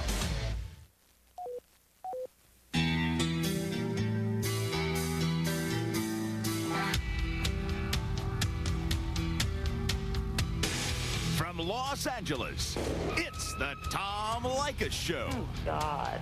And now, here he is, Tom Leykis. 6 minutes after the hour, thank you for tuning into the Tom Leykis Show. This is where America gets together to talk about the issues you really care about. We're America's fastest growing radio talk program, a radio talk show that is not hosted by the usual gang of right-wing wackos or convicted felons. No. Write down this toll-free telephone number. You're going to need it. It's 1-800-5800-TOM. 1-800-5800-866. Thank you for tuning in. Thanks for being with us. We are simulcast right now if you're listening to our show live, and some cities you may be hearing us on tape. But if you're listening live, turn on the TV. You'll know if it's live because we are on C-SPAN right now. And if you were watching live, you could see Ben Patrick Johnson, who is here in studio with us. He is the voice of our show. He usually does the voice on tape, but he is here live today. How are you? Stopping on down the studio just fine. Good to see you. I watched you at home on C-SPAN, flipping through cable. Oh, cool. In my underwear, and then got dressed and came in here. Technology is amazing, isn't it? It really is. We use this kind of as a personal messaging service. We're That's on, right. Channel, I think it's on like channel 74 on my cable system. Well, I don't know where it is on mine. It's way up there around like the Food Network and they FX. vary it Way up the dial. They have to carry it, so they drop it way up at the upper end. That is exactly right. How's it going on Extra? Things are going great at Extra. We are having lots of fun. We're dark, which is the radio TV term for on tape for the holidays, so I'm kind of taking a break and relaxing. We've been getting a bunch of interviews with a bunch of stars and all the kind of things that we do on Extra out of the way. And we should say what Extra is. Extra is a new TV series this fall. It premiered in September. September 5th. And it's a new TV show that talks about the entertainment industry. It's seen all over the country. How many markets? It's all over, right? We are all over. Everywhere. All over. It's on everywhere. And you're on there doing interviews, and you are frequently the voice of various segments on the show. And are you having fun? Do you like TV? It's a lot of fun. TV is an adventure. As you know, I come from radio, a radio child. Yes. And I've only been doing TV for about 6 months now. Extra is my first venture into television, out of talk radio, this form that we both know and love so well. And I won't say that it's been without its little bumps along the way, but for the most part, it's been a very educational and interesting trip. I understand. Well, it was nice of you to stop by and do the voice live today, because people are always asking about you, and they don't realize you're on TV. You're a TV guy. I'm a TV guy. Cool. Thanks, It's good Ben. to be here. All right. Good to see you. Ben Patrick Johnson. Look for him on Extra, which is seen in your... Okay, it's usually on about 7:30. It's on. You turn on the TV, he's on somewhere. We are there. Yeah, absolutely. All right. Now, what we are doing here, we are on C-SPAN, and if you are tuning in right now, turn on the TV. You can watch along as you listen on the radio.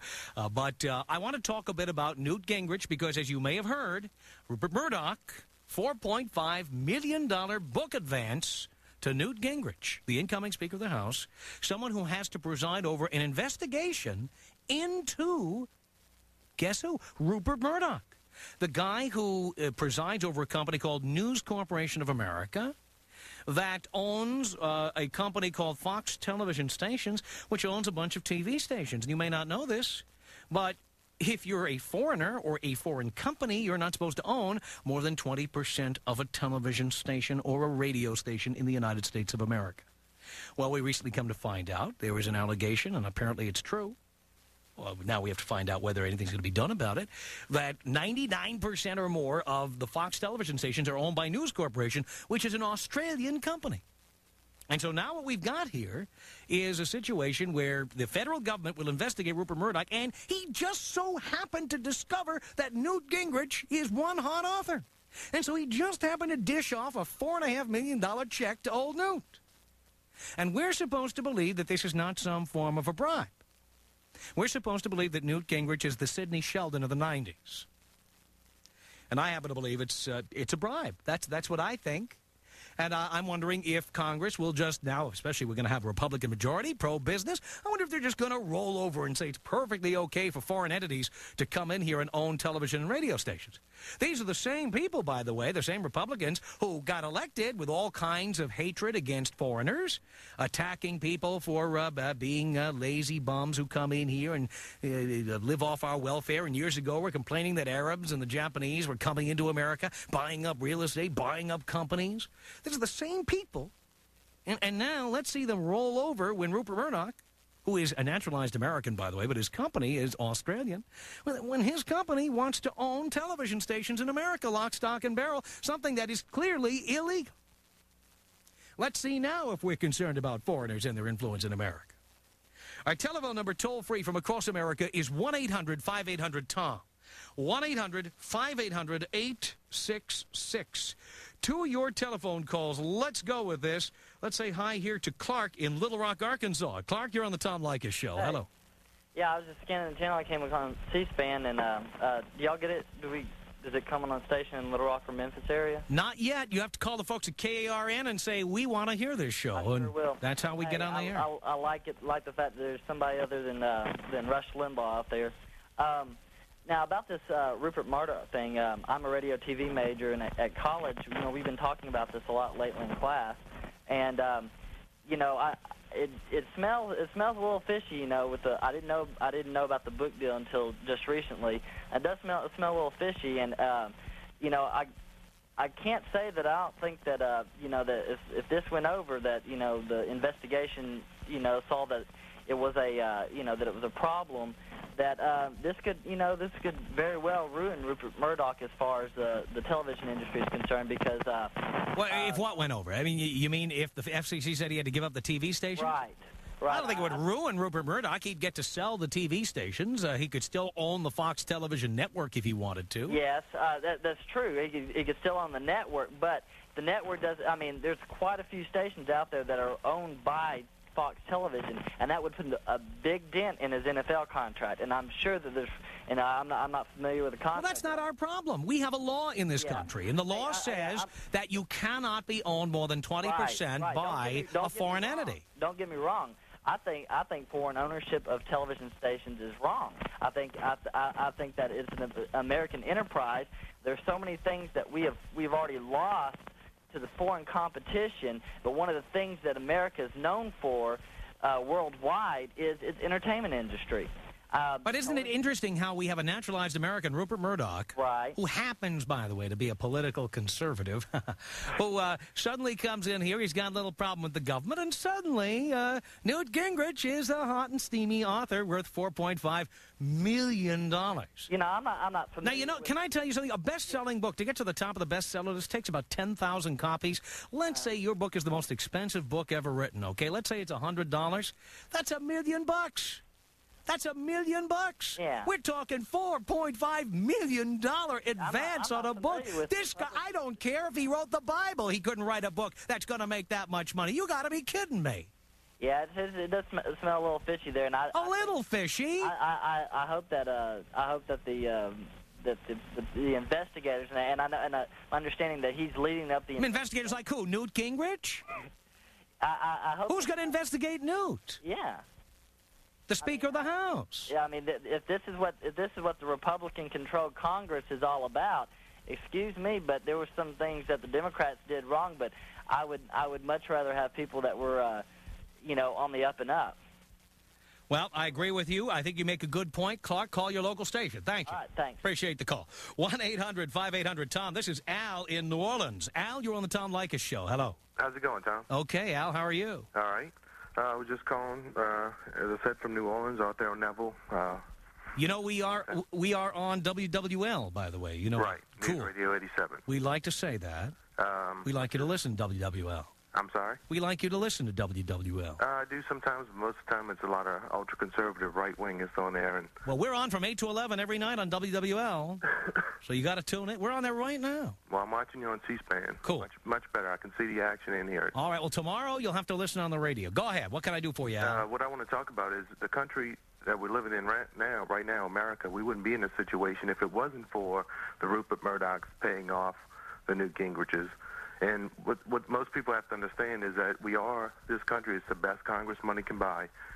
This country is not ran by Congress, but is ran by big business. And that is the problem with this country. Yeah, but we sit back and let it happen. We sit back and let it happen. Well, do you want to get into the law of large numbers? I mean, we just sit back. Well, are we going to do anything about this, or are we going to sit back and let this happen? Well, that's the problem. No one is doing anything about it. Now the Democrats have backed out of their position so they can run, hide behind Republican views or whatever you want to talk about. Well, I should say that the House Democratic Whip, David Benoyer of Michigan, was up there today speaking out on this issue, and good for him. But there ought to be more speaking out on this issue. But that's one in how many? How much of this stuff goes on? How much of this stuff goes on, and what are we going to do about it? And are we going to sit back and say, well, we want tax cuts, and there's a bunch of welfare cheats out there? Or are we going to overlook the big problem? The fact is that our country is being stolen out from under us by people like Rupert Murdoch. Well, what are we going to do? Well, that's the problem, again, like I said, about the law of large numbers. You're not dealing with a very highly educated public. Most of the public is not that highly educated. In the rich, it's a patriarchal hierarchy, and those are the people that are governing us and run, and the Rupert Murdochs and the Hearst family and all these people and the Gannett family, all these people that own the newspapers and the print and, book publishing and radio corporations and who knows, I don't know who owns Westwood One or, who is involved in that corporation either. But the point I can tell you it's an American company. That's fine. I can also tell you Westwood One doesn't own any radio stations in the United States, so we are absolutely 100% above board. I got to tell you something. Rupert Murdoch's News Corporation of America, that is an Australian company. Right. That's what I heard. If I'm wrong, I will stand corrected. I will stand here and apologize. I will eat my words, figuratively only, of course. Well, also, another thing that you brought up earlier is that we don't have any. Have we had one woman call yet on the show? Not one. Have we had any minorities? I think you had one minority fax. Well, you have to understand how could you tell a minority fax? Well, the guy said something about not being a bigot. Here, I got a black fax right here. What are you talking? You got to be kidding me. Come on, a minority fax. What is a minority fax? What I'm saying, I'm not saying a minority fax. What I'm saying is that... You said we hadn't had one minority fax. Do we have to play the tape back to you? That's what you said. Minority point of view, maybe? Well, how would you know a minority? Are you telling me that everybody who is a minority has an accent that you can detect on the radio? No, he didn't speak. I'm not saying that. What I'm saying is that he brought up being the non-bigot, and the point is that most people, minorities would say something like that other than a white person because they don't want to deal with that. But the problem is, you and I are on the same side. Good. Let's keep it that way. We just need more people like you and enough shenanigans from Howard Stern and all that nonsense and Rush Limbaugh, and we need to just eliminate Newt Gingrich. All right. Well, all I can say is just tune in. We're on WWL every night, 8 to 11. All right, thanks. Thanks, Al. Bye-bye. All right, our telephone number here, toll-free from across America, 1-800-5800-TOM. It's 18 minutes after the hour. My name is Tom Leykis, and we will continue. Coast to Coast, the Tom Leykis Show. 22 minutes after the hour, the Tom Leykis Show. Thank you for tuning in, 1-800-5800-TOM. This is Clay in Phoenix. Clay, you're on the Tom Leykis Show. Hello. Hi, how you doing? Okay, Clay, got to turn that TV down over there. I know you're watching on TV because we're not on in Phoenix yet, but turn down the TV and let's talk. Okay. I can't hear you. Hold on a second. Oh, geez. Clay, I'm talking to you on the phone. Oh, I got you. For God's sake. You're not exactly technologically inclined here, Clay. What can we do for you? Well, I just want to tell you, I agree with you about this Newt Gingrich thing. I think the guy's... taking it in his pocket. Yeah, isn't that a little weird? All of a sudden, he's going to be a big author, huh? Yeah, really. I think it's kind of sad that we got politicians and people in the Senate and Congress that do these sort of things. It's really sad. I think it really is sad. And I think it's really sad that, if Rush Limbaugh has any intellectual honesty, he will call Newt Gingrich on this. Now, let's see if he will call Newt on this. I don't know. Rush, he sticks up for the Republicans and bashes the Democrats. But wait a minute. Why not be fair and bash people who deserve it, no matter who they are? Hey, I'm a Republican. And you think it's wrong? And I think it's wrong. Oh, I think everybody ought to call Rush. I think everybody ought to call Rush and see why Newt Gingrich is suddenly going to be a hot author. And isn't this a bribe? I think it's a bribe, don't you? Yeah, I do. I mean, you know, we're not idiots out here. I mean, we see what goes on, and I think Clinton ought to get on your show and take some pot shots himself. Well, I would love to see it.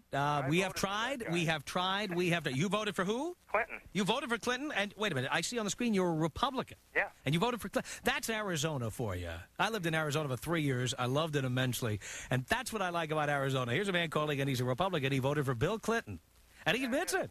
I can't even find Democrats who'll admit they voted for Bill Clinton. Well, I just kind of felt that we needed a change. I didn't think that Bush was doing what he should have done for the country, and you know, I'm a middle-class guy, and I just, you know, I look for some people to do some stuff for us. Mm-hmm. But so far, it's like, you know, business as usual. I agree with you. I think that they haven't done enough for health care. They've tried, but they've got to start with the elderly first and work down. If they take care of the older people in this country, we won't have the problems we have. Thank you, Clay. You call me anytime. All right. I appreciate the call. Bye-bye. 1-800-5800-TOM is our telephone number. Ed in Eatontown, New Jersey. You're on the Tom Leykis Show. Hello.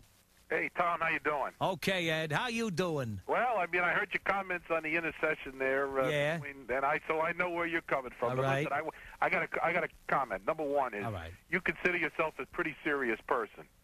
And the fact is the lead story on every major network today was about Newt Gingrich. That's the most important thing in America, is the fact that he's taking a $4 million advance on a book that'll probably be the lead textbook in every major class across this country. Where did you get that idea?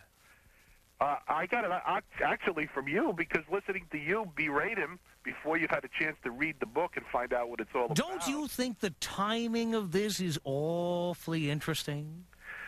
Not at all. I think not at all. Not at all. The federal government, let me understand this, the federal government is investigating Rupert Murdoch's company, News Corporation of America, and it just so happens right about now, as they're investigating, and you live within the New York City area, you can see WNYW TV, Channel 5, owned by News Corporation, or Fox Stations Group, or whatever they call the thing. That's right. It is apparently owned by an Australian corporation, which is illegal. And the federal government is apparently going to investigate this, and just about this time, Rupert Murdoch decides that Newt Gingrich is going to be the next big, hot-selling author. Tom, isn't that interesting? Isn't that interesting? I think it's very interesting, but I don't think it's the most important thing in America. But you seem to think that it is because... Well, all I know is I'm sure guys like you, Ed, and I can tell where you're coming from, guys like you think that Jennifer Flowers was the most important thing in America, Paula Jones was the most important thing in America, Whitewater was the most important thing in America, and then all of a sudden, when it appears that the incoming Speaker of the House is being handed a bribe by the head of a foreign corporation, all of a sudden, you're saying it's not big deal, it's not big news. Hey, well, what are you? You're jealous. You'd like to be getting $4.5 million, Tom. I already make that much money, but one thing I will tell you is I'm a serious guy. I don't wear black glasses. I don't dress in black. I've had enough. Thanks. 1-800-5800-TOM is our telephone number. Bill in Sarasota, Florida. You're on the Tom Leykis Show. Hello. Hi, Tom. How you doing? Okay. Yeah, just saw you on C-SPAN. Had to call in. Cool. I think you're being a little bit unfair so soon. How Don't so? you? How so? Well, the 104th Congress just entered after 40 years of Democratic rule. I'm so sick of hearing 12 years of Reagan and Bush that 40 years of Democratic rule in Congress is enough. Let's give them 2 years. Keep in mind that the Republicans did control the Senate for a few years. Well, that's true, but how much power does that really have with the control that the Democrats had in Congress, really? Well, I happen to think Ronald Reagan accomplished an awful lot of his goals when he got into office. Because of the Reagan Democrats. Whatever the reason, he did. Because people believe it. To say that Democrats have controlled everything is ridiculous. I mean, the fact is, Ronald Reagan got a lot of the things done that he said he was going to do. Good. Whether I like them or not. But wait a minute, you say good, you're telling us that we've had 40 years of Democratic rule. Then I say Ronald Reagan, clearly a Republican, got an awful lot of things done that he wanted to do. You say good. Well, wait, it's not just good, it contradicts what you just said. No, it does not. Yes, it does. Who writes the checks in Washington? I'm not going to argue it. Who writes the checks? Congress. It doesn't matter. Who signed off on a congressional pay raise back in 1988? Well, I agreed with that at the time. Who signed off on it? Reagan. Ronald Reagan. Yes, he did. And I agreed with it at the time. I see. Let me ask you a question, though. Right about the time he was going to be collecting that higher pension he had just signed into law. Isn't that convenient? Well, that's a convenient argument. It's not just a convenient argument, it's a convenient fact. And I thank you for the call. This is the Tom Leykis Show. We are heard coast to coast from Los Angeles, and you can call us toll-free here at 1-800-5800-TOM. Don't go anywhere. The Tom Leykis Show.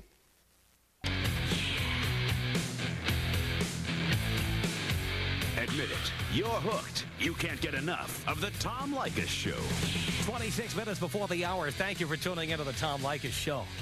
My name is Tom Leykis. We are coming to you from Los Angeles, broadcasting from our nation's capital. Right down here near the Sony Studios in beautiful Culver City, California. Thank you for tuning in. We're also being seen nationwide on C-SPAN. And you can call us and talk to us toll-free at 1-800-5800-TOM. You can fax us here as well, 310-854-4455. Let's continue our conversation. Here is Carol in Lansing, Michigan. Carol, you're on the Tom Leykis Show. Hello. Hello. Hi. And I do not believe that you're trying to that you want stupid people on there. I think it's just that we're tired of this Rush Limbaugh is not right people.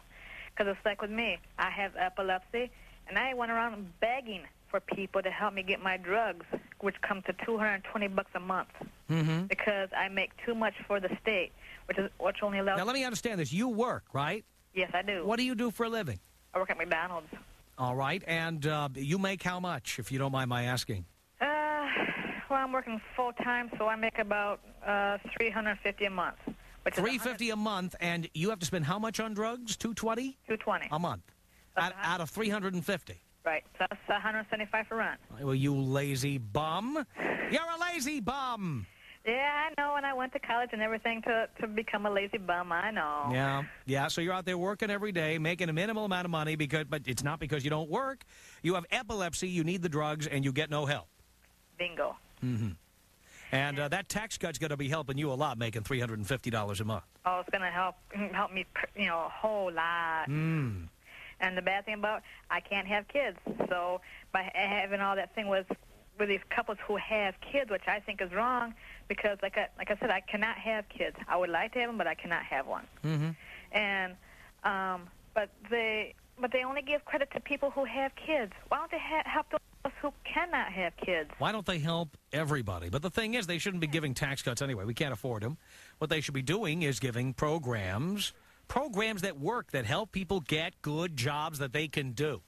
Actually, no, if they have everybody pay, let's say 5% across on their income tax. I mean, everybody who's above. You want a flat tax? A flat tax. Where everybody, can you imagine how much we'd be getting from the wealthy if we got 5% straight from them?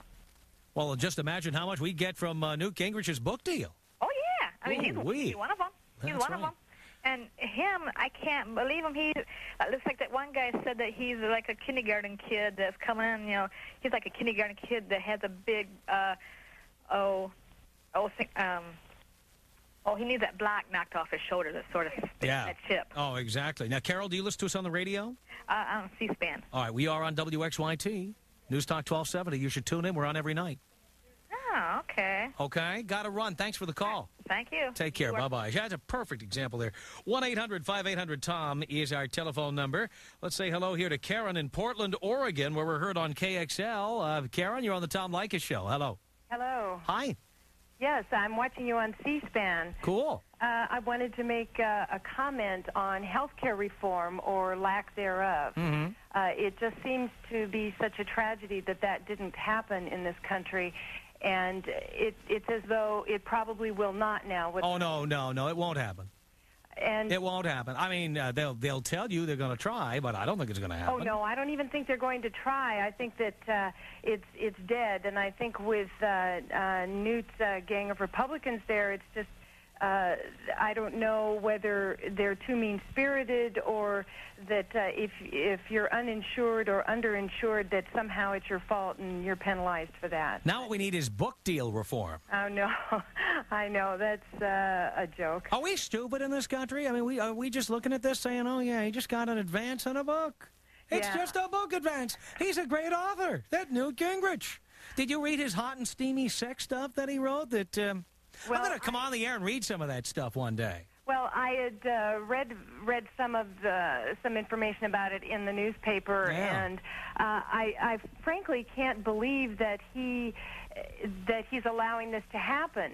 He has all this power in his pocket, and he's blowing it with all of these ridiculous things about orphanages and drug use in the White House, and now this book deal, as though people are just not going to wake up and understand what's going on. I mean, this. Hello, Newt, wake up. Yep. So I don't want to hear about Watergate, Newt, until this is taken care of. You betcha, Karen. Thank you for the call. Thank you. Appreciate it. Bye-bye. 1-800-5800-TOM is our telephone number. Dan in Monroe, Michigan. You're on the Tom Leykis Show. Hi, Dan. How you doing, Tom? Okay. Listen, I just want to say, first of all, that I think if somebody spells stupid wrong, well, I won't even get into that this evening. I wanted to go back and remark about something that your first caller made this evening. Yeah. He obviously is still in college, and from what I would understand, doesn't know the meaning of work. I am the perfect example of middle-class America. I am 26 years old. I have a beautiful wife and 2 children. Between my wife and I, we make probably a little under $30,000. Mm-hmm. We get by okay. We're not really needing for anything. But at the same time, I can't afford a mortgage. Now, this tax cut that Clinton is proposing, I can see a little bit of good. He wants to give an extra, I believe, is $500 exemption to families with children under 12. And frankly, if they're going to give it to me, I'm going to take it. Well, of course, you're going to take whatever they give, and, well, you should. But it shouldn't be there in the first place.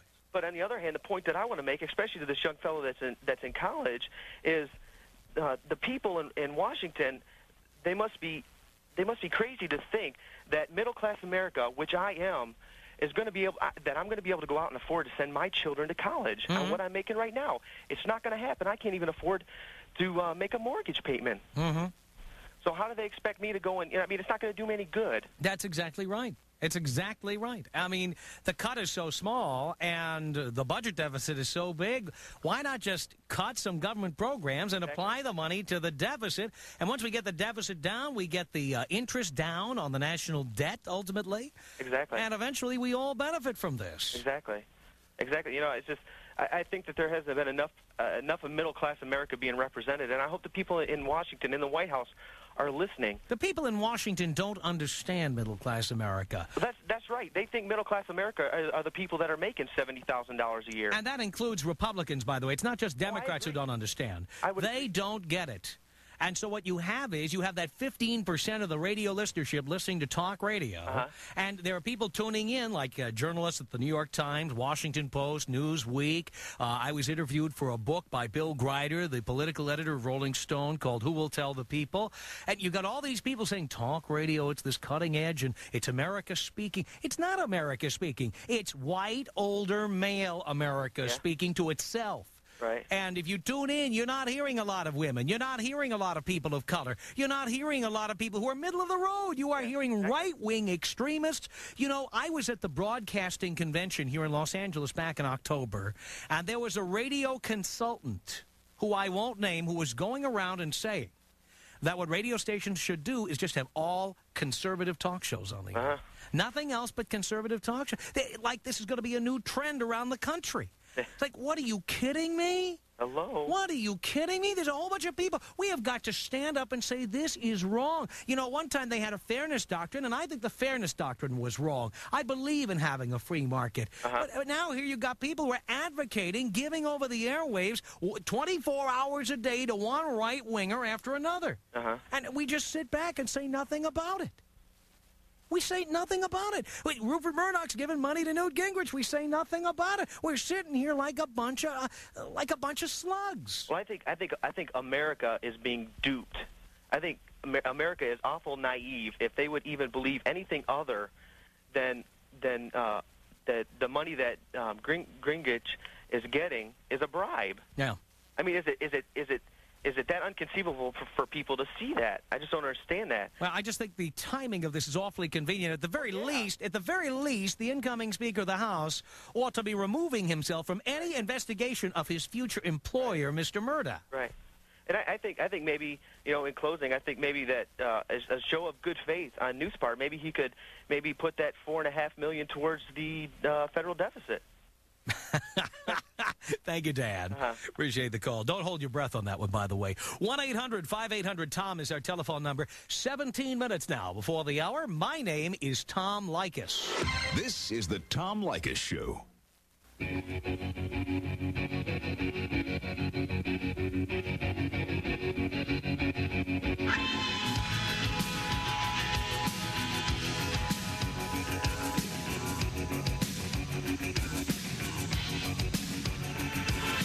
13 minutes before the hour, the Tom Leykis Show. Thank you for tuning in. Danny in Little Rock, Arkansas. You're on the Tom Leykis Show. Hi, Danny. How you doing, Tom? Okay, how are you? Oh, man, doing fine. Cool. I'm going to tell you something. We had Clinton for 12 years here. You did indeed. The rest of you guys are getting him for about 2, and I hope you don't have him much after 2 more. If you could look at this state and see what he done, you could appreciate what he's going to do for the United States. Now, what do you mean? Tell us the things about the president that you didn't like in Little Rock.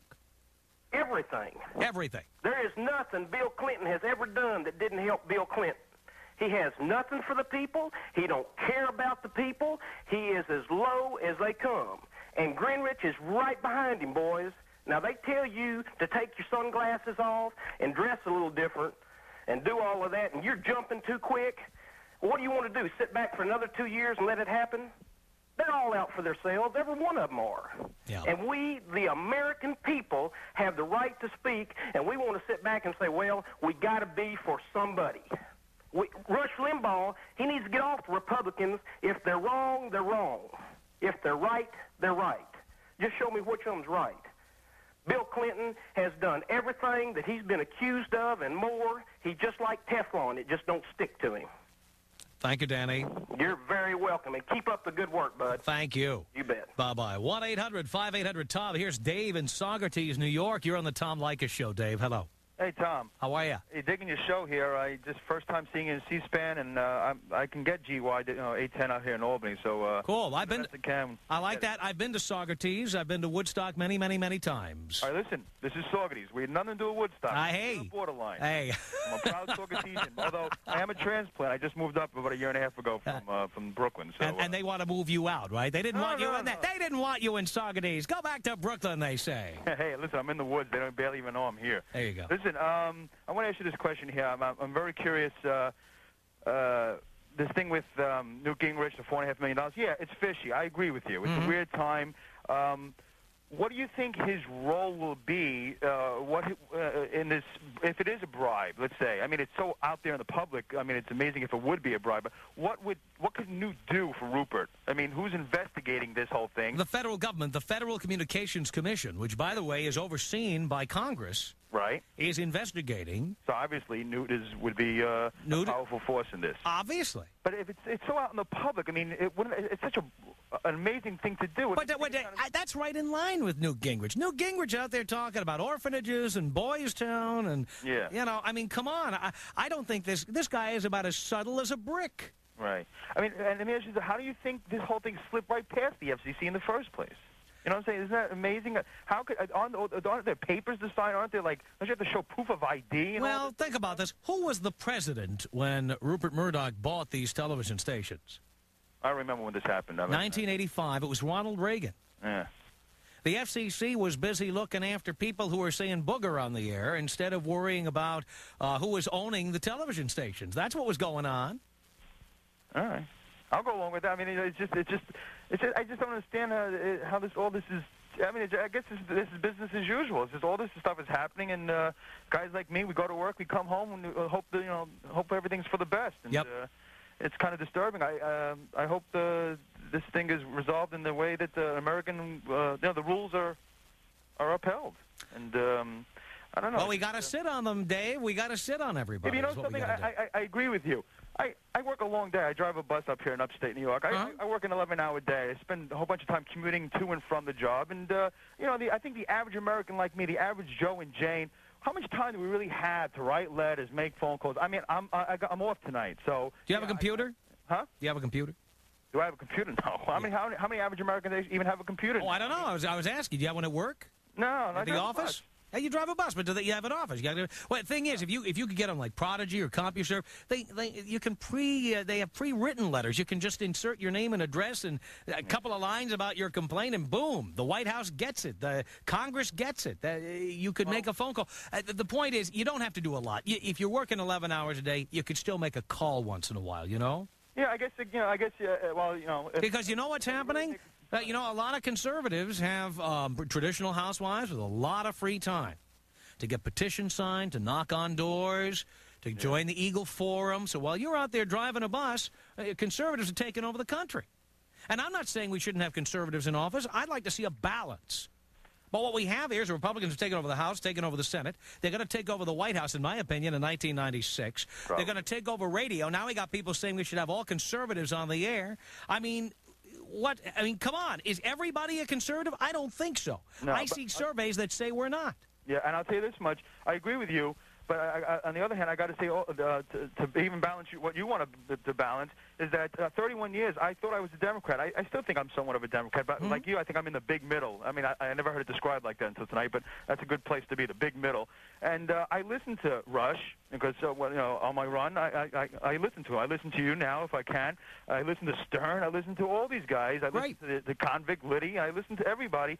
And it seems like everybody's so against the other guy. If you're liberal, you're against. I mean, everybody's just so against the other guy. Whatever the other guy stands for is so against. And I think it's confusing to the average layman, the average Joe and Jane. Like, who is really right? Nobody. I think the average person really has no idea what's going on out there in D.C. or wherever these deals are being made and who is ever in power. Well, that's why I'm bringing you this Gingrich. I'm bringing you this Rupert Murdoch and Newt Gingrich story, which is the top story on the network news tonight. Right. I'm bringing it to you. We can talk about it, and then you can decide if you feel strongly about it. I feel strongly about it. Yeah, I feel strongly about it, but I mean, I think it might have something to say with really the way Gingrich is going to run his job for the next couple of years here, as long as he's in office, and how this whole Republican. Well, I guess time will tell, Dave. But I thank you for the call. There's more to come. Stay tuned. 6 minutes now before the hour. My name is Tom Leykis. You're listening to the Tom Leykis Show. 3 minutes before the hour, the Tom Leykis Show. Maria in Louisville, Kentucky. You're on the Tom Leykis Show. Hi, Maria. How you doing? Good. How are you? Yes, I just want to say about Clinton, he's a people president, and people don't care anymore, and they're going to say anything to make him sound like he's the worst thing, that, he doesn't care about people, but yeah, he's having homeless kids in the White House all the time. AIDS, people who have AIDS, he calls about them, checks on them, see how they're doing and all that. I mean, he's just a people person, and people have no heart, and that's what he is. That's what I think about. Well, I'm more concerned about the president doing stuff that's going to help the 250 million Americans. Everybody's saying he doesn't care. He's out for himself. This is what I'm saying. He's not just out for himself. Well, now that person was speaking from Little Rock, Arkansas, where Mr. Clinton was the governor, and you would think he might know something. Now, granted, everybody doesn't have the same opinion, but wouldn't you think that in Little Rock maybe they've got some perspective on Bill Clinton? Right, they might. But are they working to help themselves? You can't let a president work for you. You have to work for yourself. Now, if you're waiting for someone to work for you, well, you're not going to get anywhere, So if people get off their butts, start working for themselves to get something, then maybe they'll have a different perspective about their president. I work. I have 2 jobs. I have 2 children. I'm a former welfare mother, and I take care of my children, and I do what I'm supposed to do, and I like President Clinton. Well, I'm glad you called to say that, Maria, and I appreciate the call. Thank you. Okay, bye-bye. All right, if you'd like to drop us a line, the Tom Leykis Show is at Box 4455, Hollywood, 90078. The Tom Leykis Show. All right, coming up next hour, a complete change of pace. Joining us in studio will be comedian Kevin Meaney, who you have seen on HBO, a variety of HBO specials. You've seen him in comedy clubs across the country. He was in the sitcom Uncle Buck on CBS a couple of years ago, and he's just damn funny, and we're going to bring him in here in just a few minutes, and you'll be able to talk to Kevin live on the radio. Stay tuned. There's more to come of the Tom Leykis Show.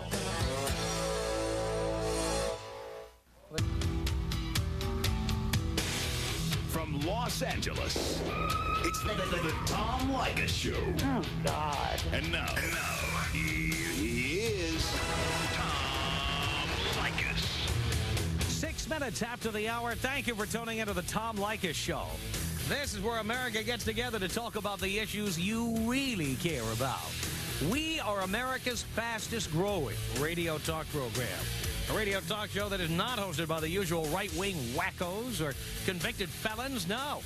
I am your host. Write down our toll-free telephone number. You're going to need it. It's 1-800-5800-TOM. 1-800-5800-866. Thank you for tuning in. If you are hearing our show live, we are on C-SPAN as well as being on your local station. So you can turn on the TV and follow along. With us in studio is comedian Kevin Meaney, who was on our very first show back in May. That's right. I had the honor to be on your very first program, and I was wondering why I wasn't asked back. You have been asked back. But now I'm back, and I couldn't be happier right here and all over the country. Everywhere. We're everywhere in Rochester. That's right. Well, we are. Yes. Your program Yes. that I'm on right now presently. That's right. And I have friends in Rochester. I have friends in Palm Beach area that are watching right now that actually called me on the air. They did. Because they heard that I was lost on... they heard you were lost on the 405? On the 405, yes. Marianne. Yeah. Hello, Marianne. How are you? She's my girlfriend, then. She's there. It's very weird. For the holidays. It's very weird, though, that they have this whole thing where they have the camera on all the time. Yes. It's like if a person sat there with no eyelids and just stared at you for 4 hours. It's weird. And then yes, people, that is weird. They're listening to... It was so weird. You know, when Ed and I, we never, the camera stopped. This way I could do a bong and get hopped up, and Ed could do a shot. And Doc, who knows what Doc and the band, they were wild, that band. Now, every time I turn on HBO, it's just the luck of the draw. I see you on there. I have seen you every time I've tuned by. You're on there doing something. What do you do for HBO again? I have stock in HBO. You do? Yes. I am a major shareholder for Home Box Very Office. nice. No, I'm kidding. I'm not a stockholder. I'm a special correspondent. A special correspondent Yes. for Home Box Office. Yes, so I go out and they give me assignments. I interviewed Stallone and Sharon Stone. And, you know, they didn't know what happened when I went in there and interviewed them. What did happen? I said, you were naked in that specialist movie. How could you be naked like that? You were drop dead naked. What's wrong with you? And he's looking at me like, What's wrong with you? Why are you asking me these questions? but you were naked. Did you get excited? So he looks at me, and then I go to Sharon Stone. I said, he said he got excited. So I'm screaming at both Sharon Stone and Sylvester Stallone, and then when I watch it, I go, I don't believe that they actually let me do this, you know? And then I get a call from the folks at HBO, and they go, we love the piece. So I guess I'm... you know, who knows? Maybe I'll have my own talk show now. You should have your own talk show. And I could scream at people. What's wrong with you? Going on the Tom Leykis program, screaming at people. What's wrong with you? You're probably hopped up on the goofball, aren't you? You and him with the dark, funny glasses on. You were doing something, weren't you? Probably got your 69 T-shirt on underneath. 69 and on C-SPAN. That's not right. It's wrong. Now, do you watch C-SPAN? Are you a C-SPAN viewer at all? No. No, not at all. You know, I guess I... Never. Yeah, when you go, you tune it on. I watch now and then. I'm a channel surfer. Right. You go on, you watch something interesting, you move on to the next program. Mm-hmm. You go to Nick at Night. There's two of them. Oh, Nick at Night. Nick there at you Night. go. I love it. Donna Reed. No, that's not on anymore. It's gone now? What's on now? Gumby? They went through Gumby pretty quickly. Gumby was fantastic. Fantastic. Yes. He is on something. He couldn't even say fantastic. He could always say that before he started taking the goofball. Ay, ay, ay. So what's going on with you? What are you doing I'm getting ready now? for Christmas. Getting ready? You are very festive. Look at that. It's red and green. Red and green? You look like a roll of Scotch tape there. Look at that. Excuse me. wasn't expecting the Scotch tape line. There I am taking a sip of coffee. He zings me with Scotch tape. Coffee comes out all over my green festive. What's wrong with you? Oh, my God, he spit coffee out on the Tom Leykis show. It's like a booty man. He looks so good, though. No, you look very festive. You're ready for the holidays here. Yeah. I've got a lot of Christmas shopping to do. You have? Still, yeah. I do, too. You know, but I saw the S&M alarm clock. Have you seen that? No. That slaps you awake. I have Very not nice. seen that, no. Yeah. That'll be a festive. I got the Johnny Mathis Ethel Merman album. I don't know if you heard that one. Is that a Christmas album? Christmas album. Really? Something they hadn't released. Mm-hmm. And, you know, with Johnny Mathis being so much a part of our Christmas time. Yes. And Ethel Merman being the songstress of our time. An incredible album. Yes, it really is. You know, it goes something like this. Sleigh bells ring, are you listening? In the rain, snow is glistening, a beautiful night, walking in a wind. And gone away is the bluebird, here to stay is the new bird. He sings a love song, he's doing the whole song. And then they do another one, they do a tribute to silverfish, silverfish, there's silverfish in my herd. See them crawl up that wall. Soon there'll be more silverfish. See them laughing, see them prancing. So these are some of the things, but I look, sorry I'm disturbing your coma in there. No, they can't see, so I make a joke. Is he like that all the time? Are you like that all the time? Where do you work? Do you work around the country? Do you have an agent? Does an agent book you? Is that what they call it, a booking? Is it a gig? Do you go on a gig? Where do you get your material? Do you get your material from the newspaper? Do you work with the same people all the time? Now, and how do you get into the comedy business? How did you get into comedy? How did you get into it? How did you get into comedy? Do you want to come over to our house and have dinner? Everyone would love to meet you. You're our favorite. What are you doing before you go to the airport? You want to stop over and meet our children? And I love what I do. You do? Absolutely. It's obvious. Yeah. Now, you do a lot of these talk shows. I used to hear you in Boston on the Jerry Williams show all the time. I go to Boston? Oh, yeah. I tell you. You know, I feel like I'm retarded when I go to Boston. I do. But see, if you said retarded out here, you would be, but, you know, the people would look at you like, you know, that's not politically correct to call someone retarded. But when you go to Boston, everybody is calling everybody a retard. You are a retard. That's what you are. You're a retard going to Harvard. Now, you went to school in Boston, right? No, Didn't you? No. I thought you did. No, I didn't. I studied, that's where I started my comedy career. Oh, you started your comedy career Yes. in Boston? Yes, I did. How long were you there? I was there from 82 to 80. Now I'm doing it for the deaf. 82 to 86. To like 85. 81 to 85, I guess. Now, it's a big comedy city. I can't believe all the clubs I tell you, they love the comedy. They do. In Beantown, the crock of beans. You ever see that when you go into Logan Airport? They got that big crock of beans right in the airport, steaming out. Oh, people yeah. coming by, Absolutely. Handfuls of it. That and the legal seafood clam chowder. Oh, I love. Do you like the New England or the Manhattan? I like the creamy. Yes. Hey, what man doesn't like the creamy, huh? What is he talking about? I didn't get that part of the program. We're going to take a break, and we're going to talk with Kevin Meaney. And you can call and talk with Kevin. Our telephone number, toll-free from across America, is 1-800-5800-TOM. It's 1-800-5800-866. We're coming to you live from beautiful Culver City, California. My name is Tom Leykis. We're here with Kevin Meaney, 16 minutes after the hour. Stay right there. Coast to Coast, the Tom Leykis Show. 20 minutes after the hour, the Tom Leykis Show. Thanks for tuning in.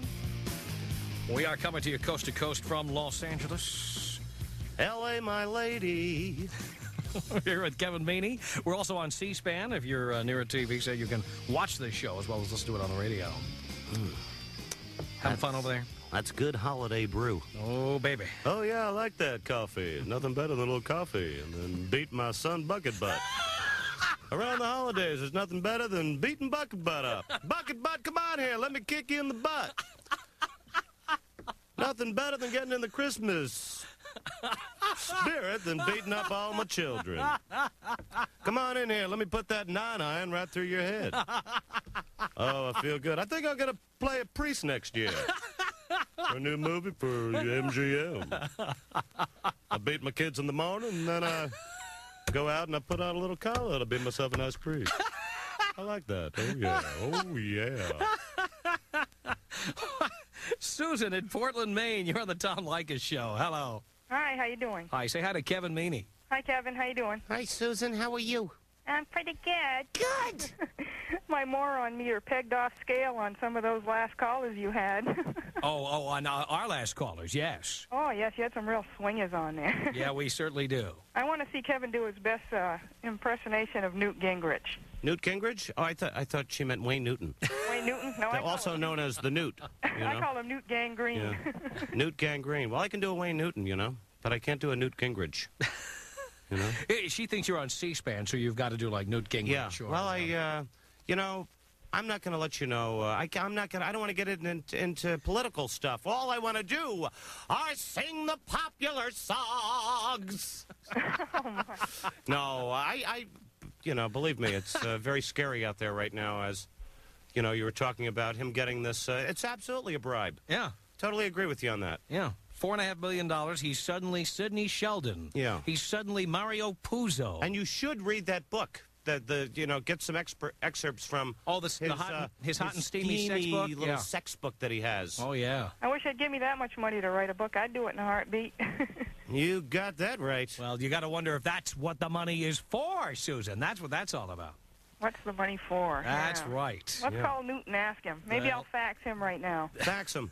Good luck, Susan. Thank you. Send him one of those minority faxes. Oh, that's right. I'm a minority female, too. Okay. That's right. That guy called earlier said that we're all undereducated, aren't we? Thank you, Susan. Oh, I know. Thank you. Larry in Phoenix, you're on the Tom Leykis Show. Here's Kevin Meaney. Hello. Hi. Hi. How you doing? Okay. Okay, great. Actually, this is Uncle Friday. Uncle Friday? Yeah. Yeah, how are you doing, Uncle Friday? I'm great. How are you? I'm in Phoenix. Yes, you are. Yes, I am. Good to see you there. I want to hear an impression of Ethel Merman. Of course you do. I see him turning down the... working something over there. Better just go to turn that level down. I just did an Ethel Merman. No, you didn't. No, I didn't? No. Well, I'll do it again. You'll be great. You'll do swell. Oh, okay there. I sure will do swell. All right, Larry, thanks, or whoever you are. Rachel in Albuquerque, you're on the Tom Leykis Show. Hello. Hello. Rachel. Yes. Here we are on the radio together, or on TV, wherever. Well, whatever. I don't appreciate you guys making fun of those Christmas songs like that. Oh, yeah?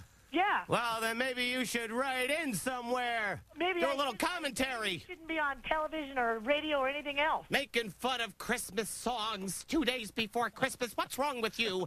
People will be offended. We are offended. You're like a mental case.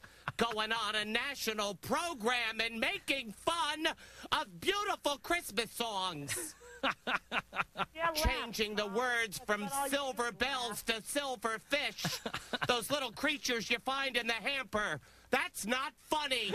I know comedy. And that is wrong. No, it's a shame you don't Yes, it is, Rachel. It's a shame you don't know American people, isn't it? Oh, yes, it is. Get a life. Get a life. I have a life. No, you don't. You're hopped up on something, and I know it. Thank you, Rachel. Here's Jan. I'll lose every one of your audience members out there, Tom. One by one. Go to hell. Janice in Auburn, New York. You're on the Tom Leykis Show with Kevin Meaney. Hello. Hi. I'd like to say hi to Kevin from Oh, I want to say wheeze. Oh, well, hello back to you, and hello to Wheeze. Yeah, and I just want to say to Tom that it's nice to see somebody out there with my opinions. I am a minority. I'm an educated minority, and I do fall in the lower middle class, just for the earlier caller, Al. And do we get you on radio up this way? Where are you exactly? What city are you near? Over in New York. We're below Syracuse, and... You might try WWKB, 1520 AM. Okay. You might find us there. We're on right now. What is your position on people making fun of Christmas songs? Well, it depends on the Christmas song. You know, you're absolutely right. Absolutely. It definitely depends on the song. Yes. And, I don't know. Mm-hmm. So, I just want to say it's nice that there's somebody out there finally that I can find with my opinion, because I've been listening to you since 7:30, and, praise the Lord. Oh, thank you. Well, I don't know if that's appropriate, but thank you, Janice. 1-800. I don't think the Lord was responsible in any way. 1-800-5800-TOM. Let's say hello here to Jared in Denver. You're on the Tom Leykis Show. Hi, Jared. Hi. Hey, Kevin. I want to say, hey, I love your songs. They're great. Oh, thank you. So you have no problem with me making fun of Christmas songs? Comedy's comedy, I think. Absolutely. That's my... That's what I go for. Do the comedy. Oh, I'm not saying. I mean, I think it's great. Don't parody like Amazing Grace and stuff like that. Right. I mean, Ave Maria. See, I can laugh at that. Yeah. I had a quick question. I've been watching you on HBO and all your other comedy things for a long time, and I love your mother character. Just curious as to what your mother thinks, because I know if I went on national television in different places and did that, my mother would kick the crap out of me. Well, my mother did kick the crap out of me, and we haven't spoke in 15 years. But I've got to make a living. What am I supposed to do? This was the gift that was given to me. I try to I'll send them a gift, they send it back, returned. Give them something, they'll sell it in their little crazy store in Tarrytown, New York. Remember Me Antiques, and please go there. No, my mother, when my mom comes to see a show when I'm in New York, the room will be packed. There'll be like 350 people in the room, and I can hear my mother laughing harder than anyone in the room. My mother has a terrific sense of humor, and she gets a real big kick out of it, because it really is, it's such an exaggeration of, you know, it's really not my mother, it's everybody's mother. You know, it's everybody's mother on acid, I think. Don't be saying I was taking acid. What's wrong with you? Marge, Clark called from Maryland and said that you were saying that I was on acid. Thank you, Jared. Merry Christmas. Same to you. Take care. Here comes Patrick in Fort Wayne, Indiana. Patrick, you're on the Tom Leykis Show with Kevin Meaney. Hello. Hi, Tom. Hi, Kevin. How you doing? Hi, Patty. Tom, thank you for having Kevin on the television. I think he's a great guy. And I want to ask Kevin, why don't you have your own late-night talk show? Well, I'm waiting for Conan to step down. I am moving in. Absolutely. What about after David Letterman? You got it. No, that's Tom Schneider. He's on. He's going to be on after Letterman, unless he croaks. How about a show like After Amazing Discoveries and before the guy with the tiny classified ads? Like, really? I'll tell you one thing. If once we get the 500 channels and I don't get a show, I tell you, I'm opening up a little deli somewhere, you know? I won't be able to take it. You know, there's 500 channels. The 500-channel universe. It's the information superhighway. I want to do a show. Yeah, I want to act more than I want to do a talk show, but I wouldn't turn down any offer. I'd love to get off the road. There you go, Patrick. Traveling around, meeting all these lunatics that you're playing to right now. Absolutely. You know? When you meet them face to face, it's scary. I know. Hey. We've done Now they know what you look like. I know. Oh, I know. And now I bet you take those glasses off when you leave this place. No, I don't. I leave... Take them off. I leave them on. Anything could happen. Patrick, thanks for the call. Somebody could poke your eye out. That's exactly right. Put those safety glasses on. 1-800-5800-TOM is our telephone number. Kevin Meaney is here with us, and you can talk with Kevin, or you can send us a fax at 310-854-4455. We're on radio and we're on C-SPAN. The Tom Leykis Show.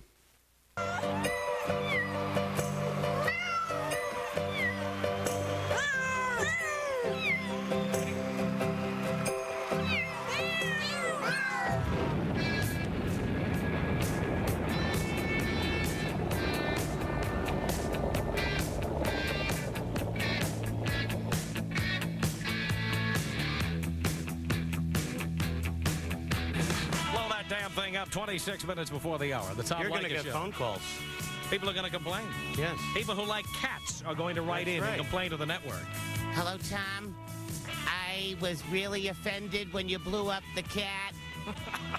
We have 14 cats in our studio apartment, and we love them dearly. I'm with the ASPCA in Duluth, Minnesota, and I was just wondering who the president of this network is who allowed the cats to be blown up that way. It was just horrible. I was in my car, and I skidded off the road after they blew up. And when I came out of that wreckage, I was covered in blood. Because you blew up some cats singing beautiful Christmas carols. What's wrong with you, Tom Leykis? You're a mean, mean man. You don't care about cats or animals or anything. Just stand there with your sunglasses on and your black little outfits. Hopped up on something, I know it. 1-800-5800-TOM. Kevin Meaney is here with us in studio. Jason in Kansas City. You're on the Tom Leykis Show. Hi, Jason. How you doing, Tom? Okay, say hi to Kevin. Hey, Kevin, how you doing? Howdy, Jason. Hey, when are you going to be coming to Kansas City to put on a show? Everything's up to date in Kansas City. We got about as far as we could go. That's from Oklahoma. Yes. Oh, well, you better not be singing on the air. People start making fun of you now. Oh, really? They'll start calling in and griping about it and all, like the Christmas songs. Oh, that's right. I better be careful. Better not be doing any singing. Rachel's from someplace out Yeah, west. Rachel. She's home sitting on something sharp as we speak. That's beautiful. Yeah. That's a nice visual, isn't it? It's beautiful, too. Excuse me? That vest you have on, that is a beautiful vest. Why, thank you, Jason. Do you mind, like, if when you get done wearing that, you might pass that on to my address? No, I won't pass that to your address. I'm going to keep this for myself for the holiday season. Well, that's what Maybe sometime in June I'll lend it to you. All right, that'll be great. Okay? Thank you, Jason. Thank you. Thank Take you, care. Jason. Bye-bye. John in Bristol, Rhode Island. You're on the Tom Leykis Show with Kevin Meaney. Hello. Hi, Kevin. How you doing?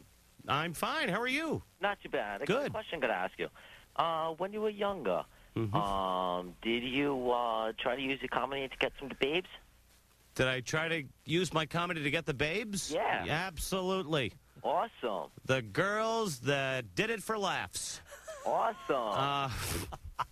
Were you good at it? Absolutely. You make them laugh. You know, you get to second base. I love that tie that you have on right now. You love the tie. Jason loved the vest. I'm not standing up because somebody's going to want my pants.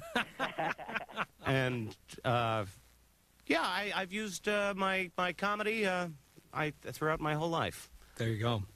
How about you, John? Are you a comedian? Oh, yeah.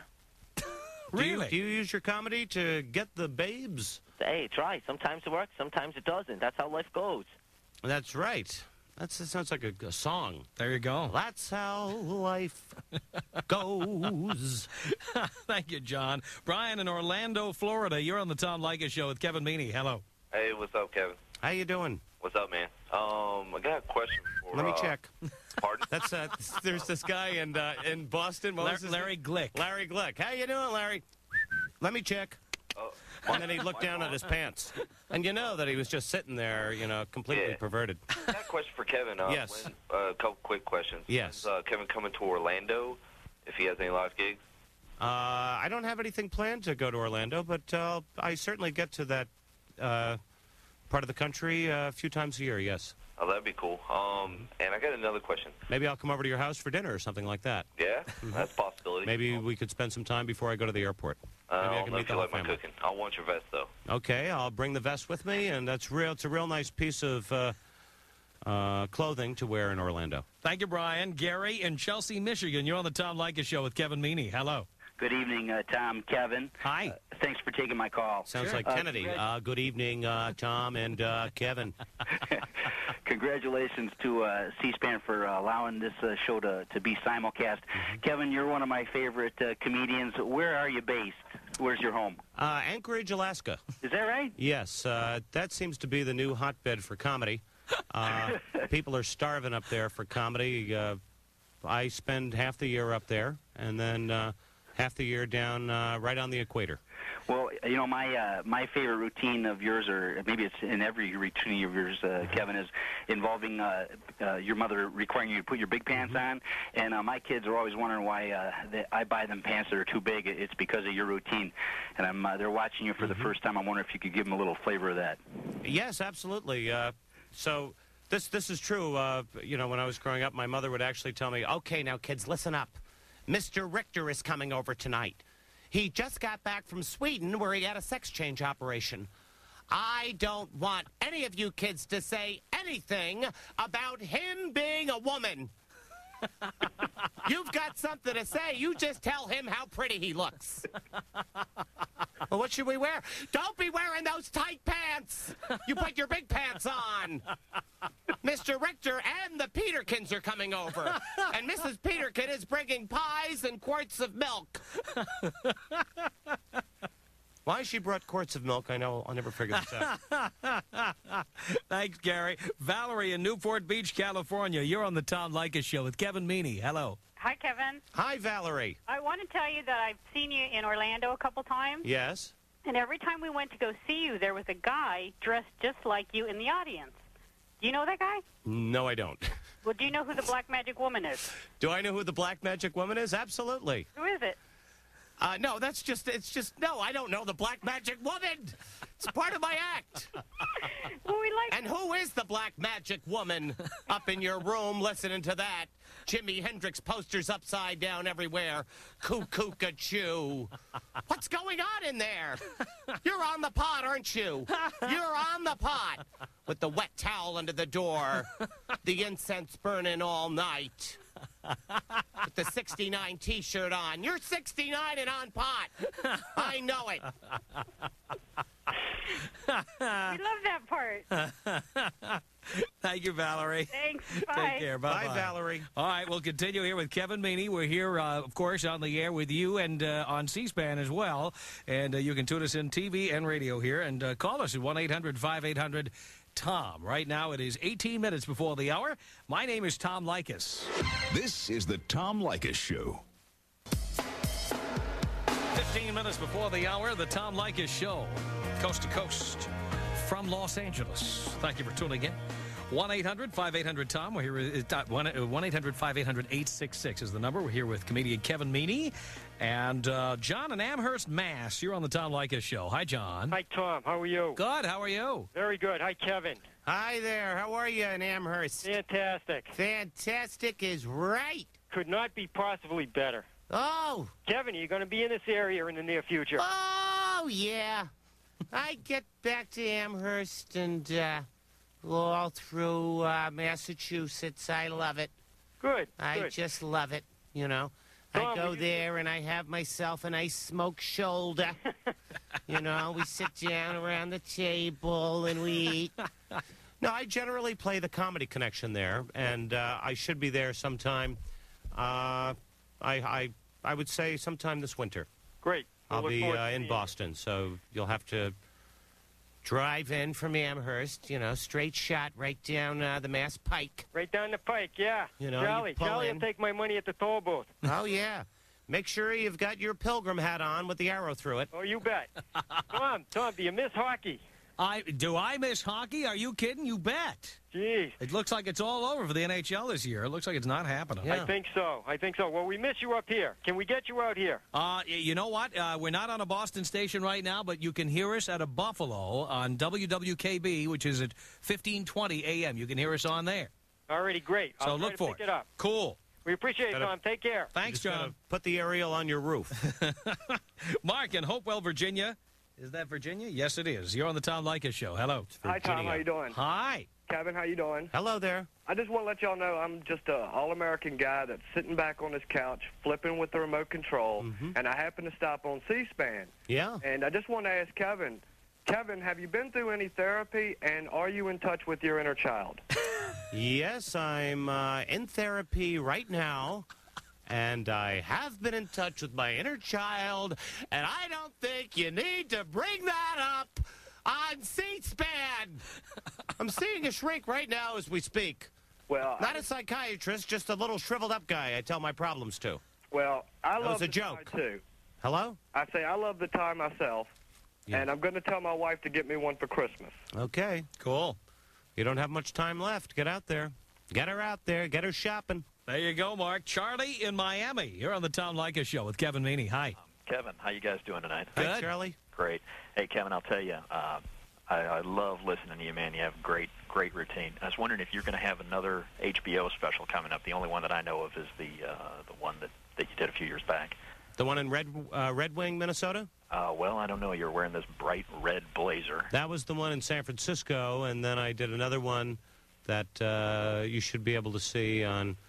They run it now on HBO, and they also run it on Comedy Central, and then I'll probably put this out on home video, probably in 95, if not 95 and 96. Great. I look forward to it. So you can go to your video store, pick it up, and, of course, all the money will be going to charity. Sure it will. Because that's just the way I work, you know. The Kevin Meaney Relief Fund. No, I'll be sending it to for Prickly Heat. Yeah. Remember that Steve Allen? Bed like a nut. He did a telethon for Prickly Heat, Steve Allen. It was a comedy routine. It was very funny. There you go, Charlie. Thanks. Michael in Memphis. You're on the Tom Leykis Show. Hello. How y'all doing? Okay. All right, this is the first time I got you all down here. What station in Memphis are you on down here? We're not out of Memphis yet. You got to call your local station. Call WMC in Memphis I will and say, do that. And we Kevin, want this show. And Kevin, when are you coming to Memphis again? I saw you the last time you were here, and you were fantastic. And Yeah, I was in there. the bright red suit in San Fran. That was great, too. Yeah, well, thank you very much. Yeah, I had a good time in Memphis. I really did. Absolutely. Did you see Elvis? Yeah, man, I saw Elvis, man. You can't make fun of Elvis when you go down there. Yeah, I know. But they say you're not supposed to, but I do it. I don't care. You know, I mean, they look at Elvis as the people down south are completely insane. I hope you realize that. Even on the border states, they're out of their minds. There should be a wall between the north and the south. Absolutely. Absolutely. You know, Yes. these people are just way out there. What do you think, Michael? It's fantastic. You all have a Merry Christmas, and hope to talk to you all again soon. All right, baby. Well, thank you very much, Arizona. Thank you very much. There he goes. Clinton in Roanoke, Virginia. You're on the Tom Leykis Show with Kevin Meaney. Hello. Hey, how you doing? Hey, how you doing? It's a guy with the TV turned up. Yeah, it's the TV. Hey, Leave it on. beautiful. Don't turn your TV off. Turn it louder. We want Turn it louder. Turn up the TV. Come on. Like the neighbors. They want to know why we say turn down the radio, turn it up. Turn it up. Come on. I want to hear it. I want to hear my voice after I've said something. Turn on the radio, too. What's wrong with you? Leaving the TV and the radio. Why don't you put on the stereo? You're hurting me. This is abuse. No, seriously. Yes, it is. Why don't you sue me? Is this okay? Yeah, it's great. It's all right. Yeah. Don't spank me. Listen, do you guys use... I'm sorry. Are you going to use any pies in your next act? Yes, I'm going to use pies. Getting some kind of delay from the TV. Turn it up, Clinton. Turn the TV up. If you turn the TV all the way up, you won't get the delay. Don't it you up louder. understand All right. anything about television? Hey, so are you going to... This is to Kevin. Are you going to use any pies in your act? Yes, I'm going to use pies. I'm going to use pumpkin pie, apple pie, cream pie, lemon meringue. I'm using a cherry pie, a peach pie, blackberry pie, all the fruit pies. The whole stage is going to be filled with pies. And everybody in the audience after the show will get a pie that was on the stage. That's how I'm going to get the people in to see the concert that I'm going to be recording for home video. It's a pie festival. It's all pie comedy for an hour. Made so many people happy.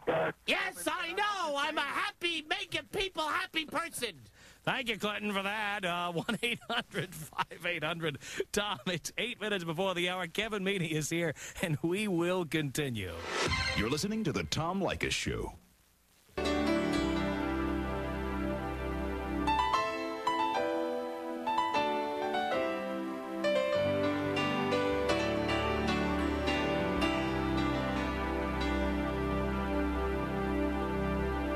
4 minutes before the hour. My name is Tom Leykis. This is the Tom Leykis Show. Thanks for tuning in. Kevin Meaney is here. Jeff in Ilion, New York. You're on the Tom Leykis Show with Kevin Meaney. Hello. Hi, Tom. Kevin, how you doing? Hello, Jeff. Kevin, this is a voice from the past, Morrisville College. Oh, yeah. How are you, Jeff? Good. God, I haven't talked to you in a long time. Well, we did a show together. Remember that? No, you have to bring me up to date on this. What's your last name, Jeff? Jeff Coffin.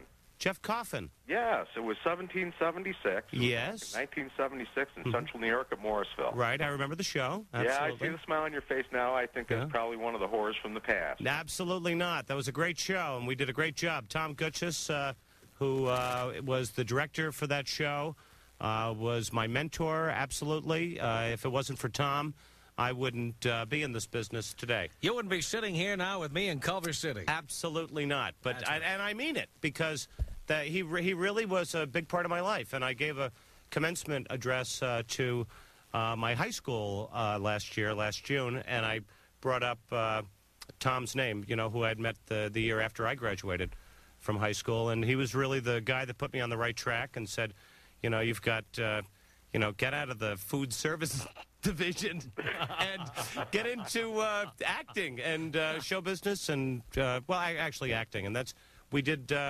What part did you play in that show? I was Thomas Jefferson. Oh yeah, right. I remember you. The really bad red hair. Yeah. Well, I thought that was a good production. Don't look down at that production. Not at all. That was a good production. We did a great job. One of the funnest, most fun times that I've ever had. Absolutely. I remember coming back from, we went down to Florida. Myself, a friend of mine, Brooks Kilpatrick, and Phil Olmstead, we drove down to Florida, and I got an incredible sunburn. And then I came back, and I was, like, totally red for this performance, and I had shaved my mustache off. So I had a mustache at the time. I was like a Tom Selleck type guy. Yeah, of course. Very cool. Long hair parted in the middle. Hopped up, absolutely. But that was a good show. And I played Richard Henry Lee. Thank you, Jeff, for the call. Now we got Jeff, nice talking to you. Got about 30 seconds left here. You have a show coming up, a sports television show? Sports television show called The Year in Sports. And that's going to be, it's syndicated, so it can be on any channel. Check your local listings. Right. Cool. But it'll be on, as early as next week, Christmas Eve. I'm going to belch right now, of course. No, don't do that, because we got a big ball of gas. The Tom Leykis Show. All right, on tomorrow's edition of the Tom Leykis Show, Scrooge, a la the McLaughlin Group or Crossfire, they're going to rip into each other. And we'll also have a bout of wide-open telephones. It's all coming up on tomorrow's edition of the Tom Leykis Show.